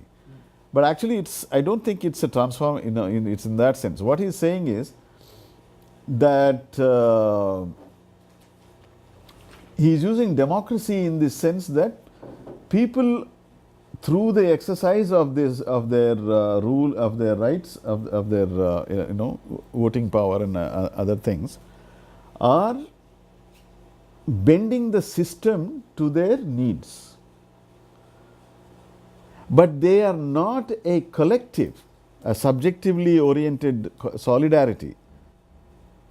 So it's not an agency in that sense, because it's not like they are saying we will all together do this, but in different pockets here and there, in scattered ways, this demand is coming, and they are getting, they are demanding that they get whatever they the claims, while retaining whatever their conditions are. So it's a description. Finally, it's a description, but it's a description of a kind of fragmented kind of struggle, instances of struggle, which has democratic sort of implications. So it's on the hinge. It's not one or the other entirely. There is an element of that these are, but it's fragmented. It's not sort of like the proletariat. It's a combined force acting. It's not like that. I think that's what I would say. It's not the best I can think of. In India, this kind of conceptual level intellectual activity, doesn't even happen in Indian languages. It only happens in English language. So it's a descriptive sort of thing, which it's a conceptual move by a political theorist, which it's not that the people identify themselves as political society. Not at all. There is no such. He is describing it as such, and in a very academic context, he is describing it. He is characterizing it as such. It's a description for intellectual, cognitive purposes, for understanding. So, because he wants to say that if you understand India as simply a place where, just like Western society, it has civil society and the state, because that is the standard distinction in the Western theory, because that's roughly how Western societies are perceived. What he is saying is that by that when you apply that, there is a difficulty which the Indian situation throws up. That is, it doesn't fit that model. So unlike those other people like Francine Frankel, M.S.A. Rao and Rudolphs and Atul Kohli, who try to expand the civil society category to include different content, he wants to say that it's not enough to do that. You have to actually remodel it, reconstruct the theory for to understand the Indian situation. And his idea of reconstructing, what he proposes as a reconstruction, is to say that there are two logics in operation. One is what he calls political society. In other words, political society are the people. See, in a states of civil society distinction, one thing is that the civil society is not constantly under the sway, under the surveillance of the state. That's why, for instance, now with all this snooping and into people's emails and all that, this whole problem of privacy and civil society's autonomy and all that. That's basically what it is. Civil society is a domain where you lead private lives in in those associations in which you participate, right? And the idea is that domain is autonomous from the state. But when the state starts to snoop into your lives, into those aspects, there is a violation of some code. That's why you see this kind of this Snowden and all of these things that we have been seeing. It's because even individuals and their private emails and so on are getting. Now in India, what he is basically suggesting is that element of the private, which is characteristic of the civil society state distinction, is not the only one there is. That is there in some limited way, but there is a whole population which is constantly under in some kind of relation to the state, whether it is confrontational or whether it is welfare measures or whether it's regular policing or whatever it is. This society lives under the eye of the state, and so it has never experienced this kind of civil society type of separation of private lives from the state. Danda is the punishment, right? And dharma and so on. So it's basically he is telling you what was prevailing in those days. Bhakti, right? Partha Chatterjee is not unaware of these things. It's just that his conception is theoretical. It's not, he's not referring to social categories which are recognized by the people. Like, when we say in academic discourse, when we say working class, we can say, we know what it means. But everybody who is a member of the working class doesn't think of themselves as working class. They don't know that such a category exists also, unless they are educated in the thing, right? Yeah, well, Singapore, then what is it called? The nanny state type of thing. It has for a long time sort of maintained a particular kind of harmony, right? And we used to see the Singapore situation and always wonder when I lived there for a short period, a few months. So I guess it's another model in which prosperity can also. So you can see now in some ways that prosperity need not translate into these ideas of popular sovereignty, citizenship or anything like that. In the Western sense, it could have a different kind of model, right? And if what you're saying, if there is obviously the prosperity has some new developments are there. Maybe the economy is changing or whatever it is, and there's some crisis happening in Singapore. It simply exposes a particular model, a particular kind of order, which has had a long sort of innings. it has been there and successfully maintained the law and order kind of thing. So, but the difference would be that it would then have to have its own explanation in relation to its history. I mean, but it's a question. I don't know what is your own sense of how to explain it. No. This particular instance, I don't know the detail of the story, but if you pinpoint Little India, I'm imagining the men population will be during the weekend. Right? These are I don't know whether the riot is coming, I imagine coming from this group of people, right?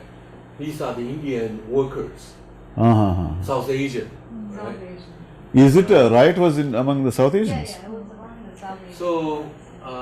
So this immediately, how should I say? These are not citizens. They don't have citizen rights. Yeah. Okay. Right? Yeah. And then how do you channel the how should I say, within the larger political states, they're not represented anyway in the parliamentary democracy, or I don't know whether NGO groups will channel their anger. Right? This is a labor group. Okay, so this is basically migrant workers without rights. Without rights, yeah. So it's like the Turks and the Arabs and so on in Europe, right? Yes. So they don't stay, and so they don't know how to handle it.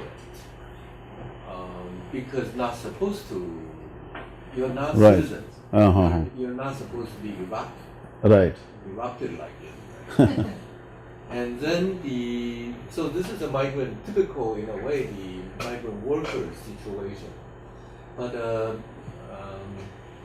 I don't want to say, if this is happening in Taiwan, that would be something different, I think. Yeah.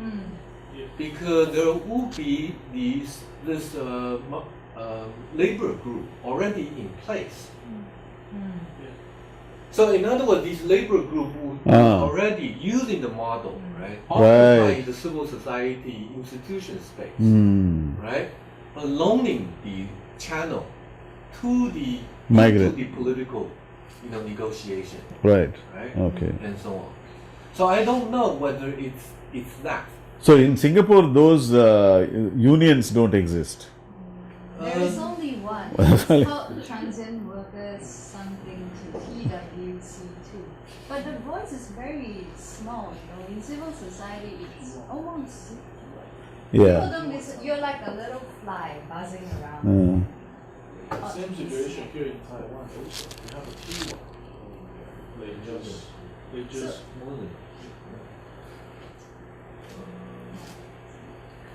But this is continuity.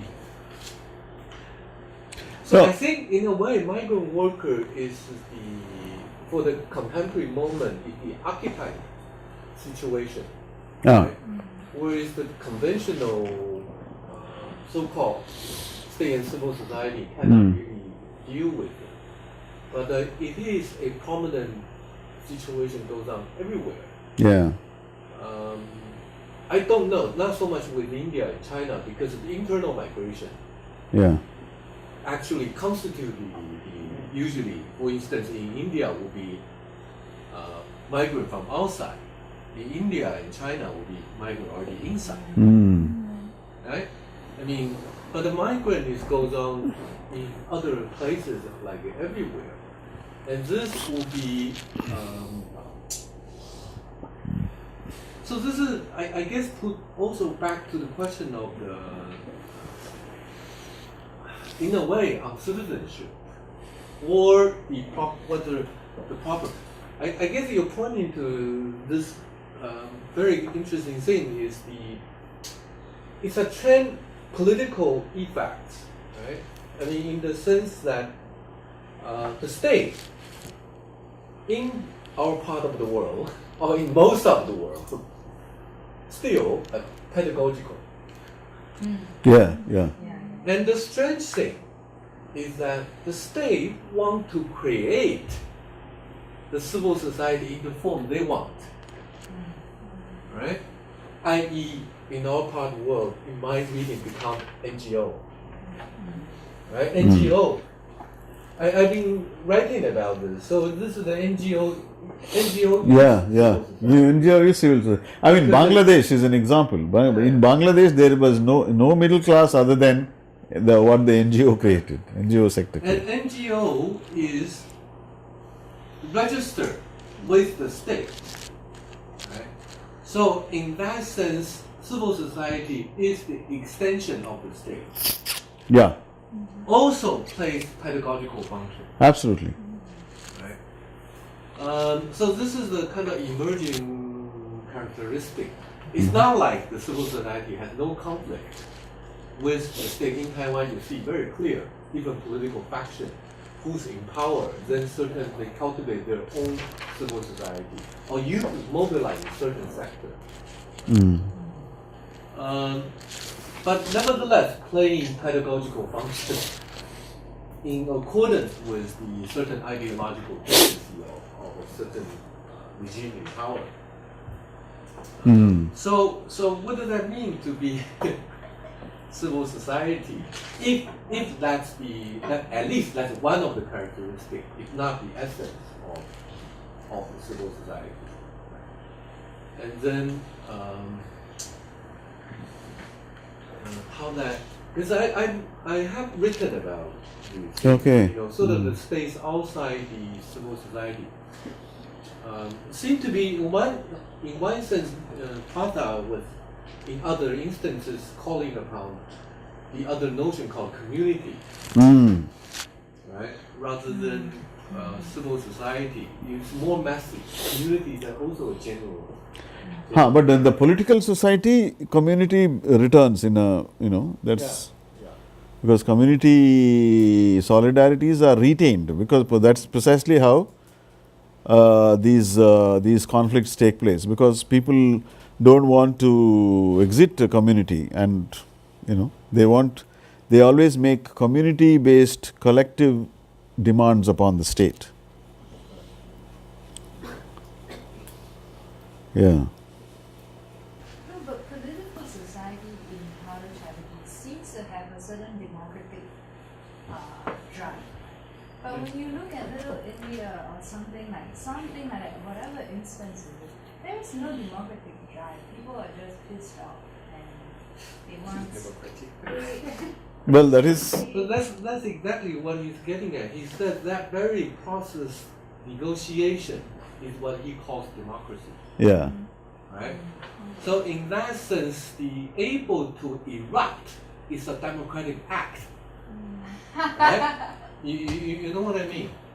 Otherwise, you just shut up. It's not so easy. Right? Because you're going maybe to be beaten, so you don't go just for being angry. So in that sense, I think that's what he meant when he said the contemporary struggle, right? The more prominent institution is actually political society rather than civil society. That was in the colonial era. Yeah. But now in this era, I'll give you a strange talk in the sense that people suddenly find, Singapore has riot. Yeah. You know what I mean? You know what I mean? I mean, this happened. It gives Singapore a different picture. Yeah. Right? But through political society, not through, because civil society is part of the state. Right. If our assumption was correct, right? So there's a different voices, emerging in that sense. But I think there will be tremendous implication how the civil society group in Singapore would handle this. Either they loan their hand, or they side with the state. I mean, that's what this analysis I think would be useful if you had this model, right? Or to cultivate, sort of how do you organize a migrant worker in the Singapore context? It's not like they don't have, right? They do. Yeah.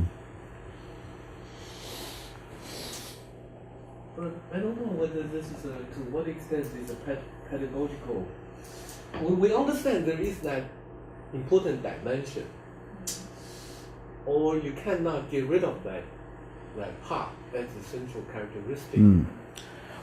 One thing is that you could say yes, in the way that Nehruvian state mobilized the civil society, it's a very it was explicitly a political pedagogical mission.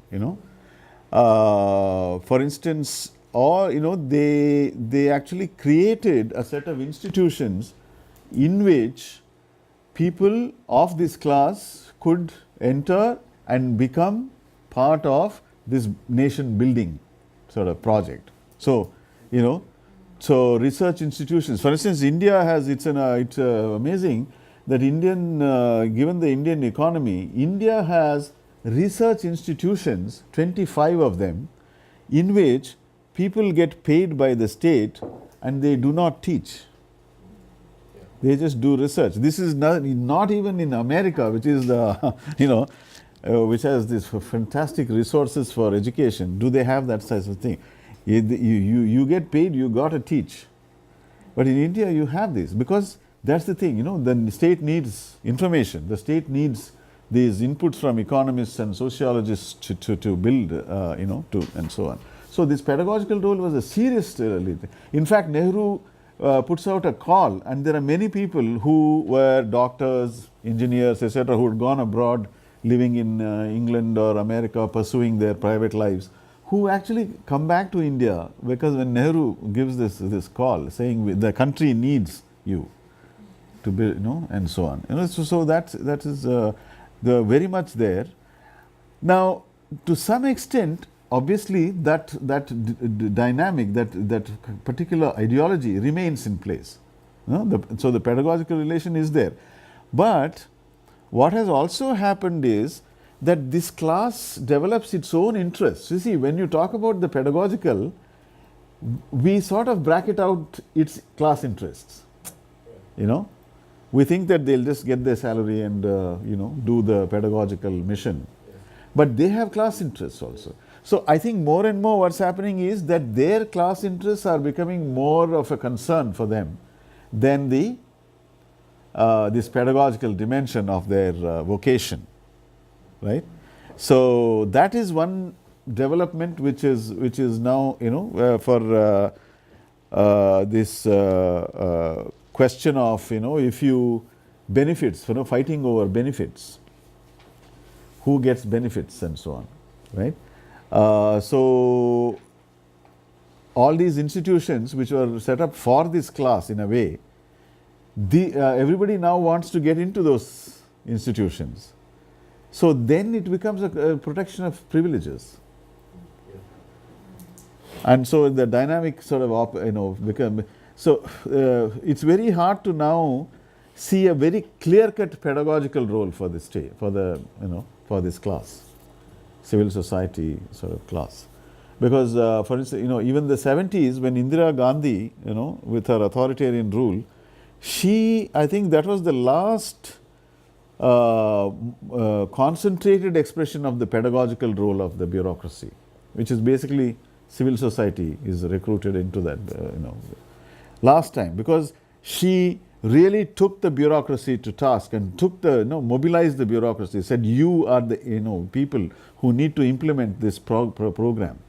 She set up a lot of programs, welfare programs, and she really made them acquire a new sense of purpose or whatever. At least the compulsion was there for them to do that. And that was the last time that that class.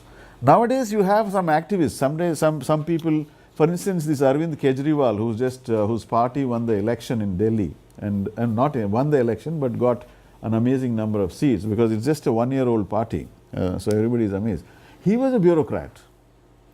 He gave up the bureaucracy, and there are many people like that, who are in the civil services, who are in that pedagogical role. They give up, they start NGOs, or they start political campaigns against corruption, and so on. So there is that element. It's still there, but it works in a different way now. More and more, they don't feel very that the state is not hospitable to their ideals. So they want to be pedagogical, but the state doesn't allow them to, because the state has, wants them to be corrupt and just work with the politicians for their own benefit. If you look at page 16, right? Sorry, page 16. 16. Okay, so the last paragraph. Okay, so it says that from the very beginning of the independent period of the Indian nation state, therefore there was a contradiction between its modernizing aspirations and its commitment to democracy. The contradiction is then to be resolved in the terrain of political society. Okay. At one level, right, I understand this, but on another level, isn't the moral language of modernity, if you look on the previous paragraph, reason, equal rights, citizenship, supposed to also fulfill democracy, the project of democracy? Yeah, but how? Why is it exclusive? No, but the question is how? It's the process that is at issue. So if you treat this as modern, ideals, the civil society and state will implement them. That is, what does it mean? It means educating you. So the people have to wait for their, right? That's the idea. So the modernizing. So I will modernize you. So modernization conceived without the democratic element is basically the pedagogical project. Whereas democratic means it is the people who you have established a democratic process, and they are now saying whatever, it depends, right? If they are illiterate, they will talk whatever language they will talk, and it will be a mixture of religion and superstition. Will neutrally, relay this information, and you will not have any interests of your own to to pursue, isn't it? So in that sense, it assumes a certain kind of passive audience which will get emancipated by an external agency. And slowly, there's a very popular song which was put out by this, it says socialism. It says Samajwad Babuwa Dhire Dhire Hai. It says it will come very slow. Socialism comes very slowly, little by little, and so on. That kind of a. So it's like essentially an agency which must go to work on a body which is basically like on almost like on the operating table kind of thing, that is the. So the NGO sector is part of that formation in that sense, isn't it? I always thought that democracy is a project that has to come somehow, say from some structure. You have to learn what is democracy, and so civil society is somewhere where democracy can be realized. Right. But reading Partha Chatterjee is very confusing because then democracy becomes located outside of civil society somewhat. It becomes located outside of civil society in political society, which is very radical. It means that all the voices are actually already there, and it for me it turns the question on the observer or the person who's theorizing the kind of relation, right? Because then it means that what happens is we don't have the lens to see these voices that are already existing. I don't know if this makes sense. Who lacks the lenses? So if I understand Partha Chatterjee correctly, democracy becomes realizable in political society, which is probably many things, right? Can be everything, right? So then the idea then is that democracy seems to already be realized, but the person who who is witnessing whatever event can't seem to see it. No, see, that's, I think one clarification that's required here is, Yes. he's not talking about democracy as a form of rule. Right. Oh, No. Yeah. No, because precisely what is given is a form of rule. What is that form of rule? It is the welfare state with its pedagogical project, right? And the second thing is, it is not a normative use of the term. It is a descriptive use of the term, saying, if you want to see the people voicing their demands, they are voicing their demands. Now, he is not judging whether those are good demands or bad demands, etc., because he gives both examples. For instance, if you say, people who live in a slum on the railway track, trying to get electricity by the thing, you might say that's a good example, But if you say some group of people wanted to keep a dead body without cremating it for months because they have some crazy belief, he is not citing that as a good example. But what he is saying is, these are the voices. That is, that kind of demand gets a response from the state. So, there is an active process of demand of this kind and responses from the state. So, this is a process. It is a systematic process. It is happening all over the place. What do you call it? So, he is calling it democracy, but in the sense that it is the voices of the people being heard and the state responding in that sense. So, because he said that political society is still related somehow in an institutional thing. But at the same time, we have the impression that it's also always related to something eruptive, like something which comes out unexpectedly. You cannot imagine it differently. Yeah. But at the same time, you see, it's a domain of institutions, so something which is kind of here and stable. So that's, I think, me, it's quite a problem, because I cannot stop imagining at something which just come out and you didn't think it will come. And at the same time, you say, yeah, but it's institution and activities, so which are grounded somewhere. See, it's grounded in the fact that the state is always in touch with this population.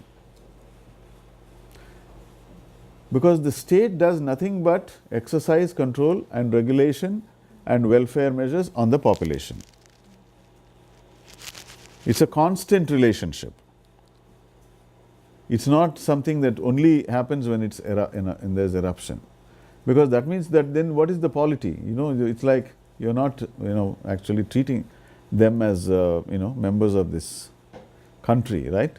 So they are not citizens in this full sense of the term that we normatively employ, but they are citizens in the technical sense that they are members of this country, right? And they are the recipients of welfare. They are the targets of health schemes. They are they get various other kinds of attention from the state. The criminal, the police looks at these people to see where disruptions are happening, who is creating trouble, where is the high concentration of criminality, and so on, right? It's a constant relationship. So there is, in a way, a state and a people who are related in this particular way systematically. Right? And in that, how do things work in that relationship? Things work by these ways. One is, you supply welfare measures, you supply health schemes, right? You put ration cards, you send police to surveil the place, keep constantly. So these lives are constantly touched by the state in every aspect of its thing. For instance, hospital care, health care for a child, it's not a private affair for the poor, because they immediately need government help. They can't afford hospitalization without government's support, free health or some scheme, ambulance, to call an ambulance. Now in India, many states have a system where 108, if you call 108, an ambulance will go, free ambulance will come and pick you up and take you to a hospital which is maintained by the state or subsidized by the state to provide for those who can't and so on. So every part of your life is in that relationship. Now the question is, how do these relations work so it established, this is established relation, right? In that relationship, there are these demands which are so there is a political class, there is a political parties. So, you can make certain demands, right? You can say, you need something. The rule of law does not permit it, but you go around it. This is also systematic. It's part of the same deal. You have this on the one side and you have the other things on the other side. You get slums. There is government land. They put up slums. They go and live there because nobody took care of them. So they came. For instance, in Delhi, the recent elections, the result is supposed to. One of the readings is that the slum people. You can't see slums in Delhi, but they are large slums in Delhi. And they are all hidden behind all these, sort of high-rise and so on. In the slums, they are very close to Sheila Dikshit, the Chief Minister, Sonia Gandhi. They all live there. They came because they were brought as workers from other parts of India. And they are living there, right? Now, this having come there, they occupy some government land. Now, the state relates to them in two ways. One is demolish. When it's a strong state, they demolish. In fact, they are clearing slums, in some parts of Delhi and Hyderabad also now. They demolish. But when the same state is also amenable to compromises, bribery. So you bribe, or you say, we will give so many votes to you, you let us, keep this slum, our homes. So they work. So these are parts of a whole relationship in which the civil society norms do not enter. They don't have a role to play there. Members of civil society may be there in the state, as operatives, as officers who do this work. They have to go and do this work, or the politicians will, for instance, it's very common practice for slums to pay some official and get electricity, get water, etc., even though the residences themselves, the houses themselves are illegal. So this whole constant thing between illegality and, survival. And the the electoral process becomes part of that scheme, because you are directly saying, the votes, you can count on these votes if you give this collective set of benefits for our locality, our neighborhood, and so on.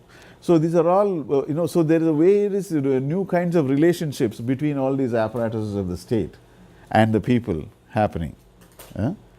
That's what he's saying is some new thing. I mean, the democracy, as we saw, it could be confusing in that context when you think about it but there is something new about it. It doesn't fit into that simple model of state and civil society. That's why I don't understand the behavior of slum, because if they are like between people of the slum and the state, they have like negotiation, which are obviously not presented to everybody. I don't understand what is political, because there is no, it is presented to everybody also in some cases. Like why they can keep the slum, why they can stay in their slum, and because they bribe the guy.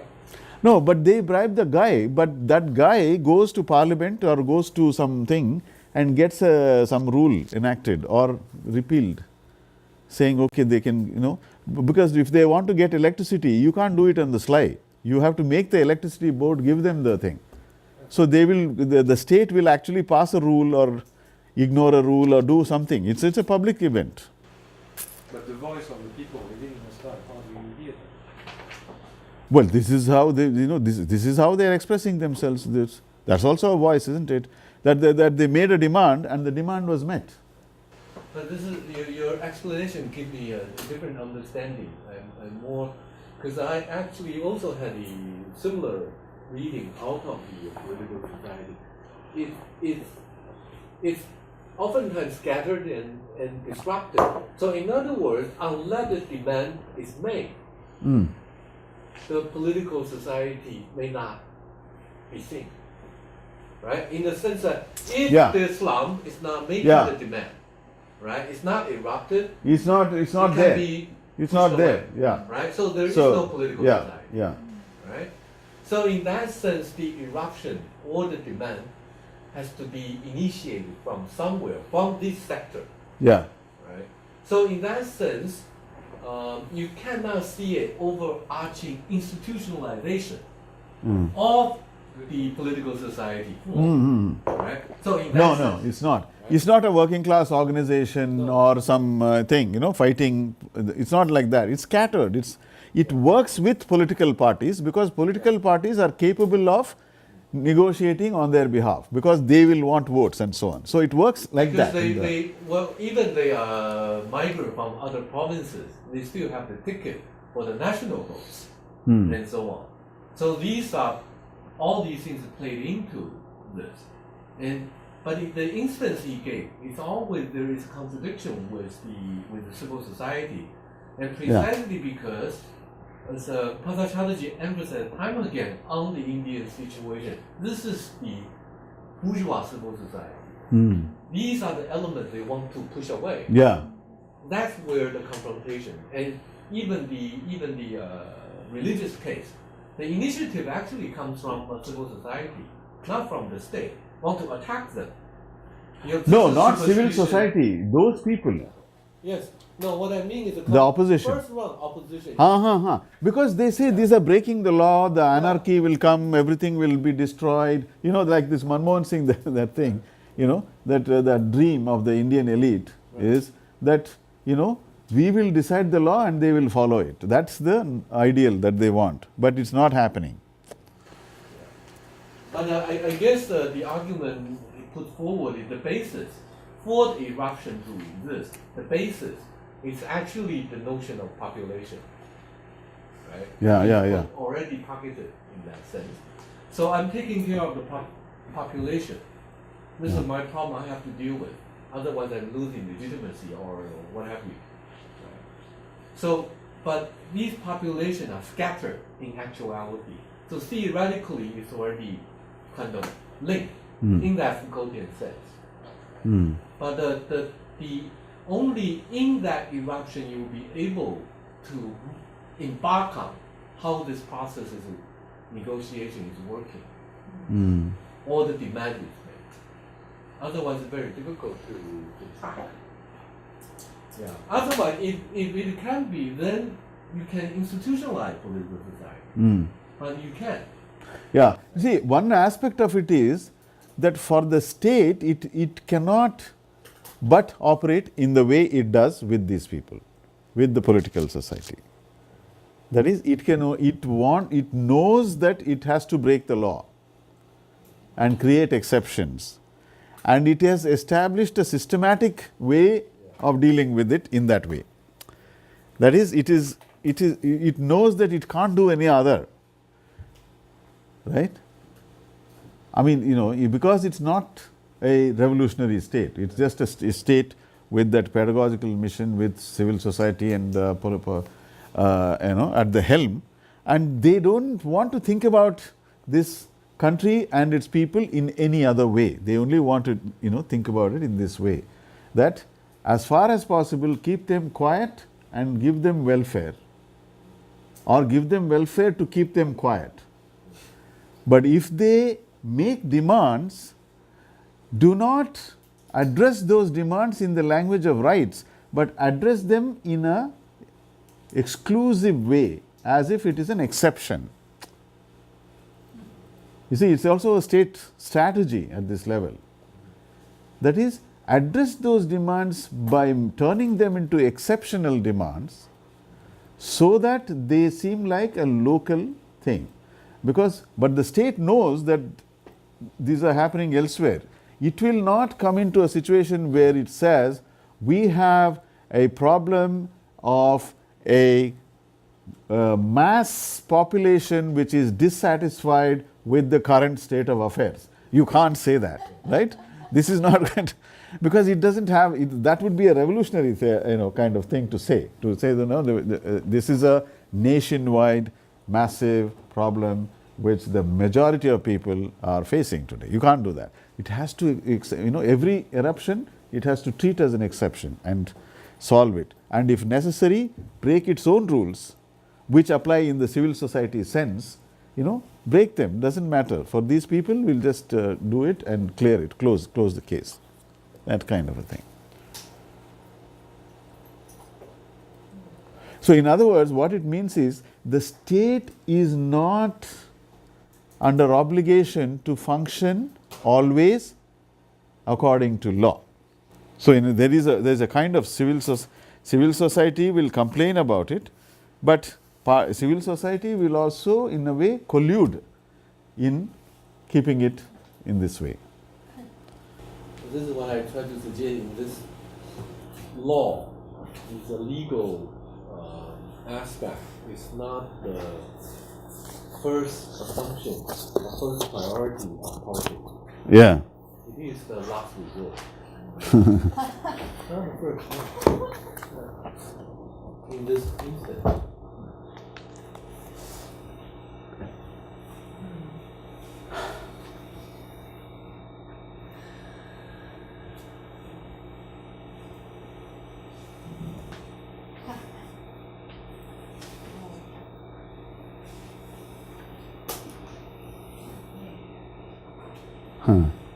So I think the issue is in this he's not saying civil society democracy is not democracy. That's one form, if you wish, and the parliamentary system and so on will be another.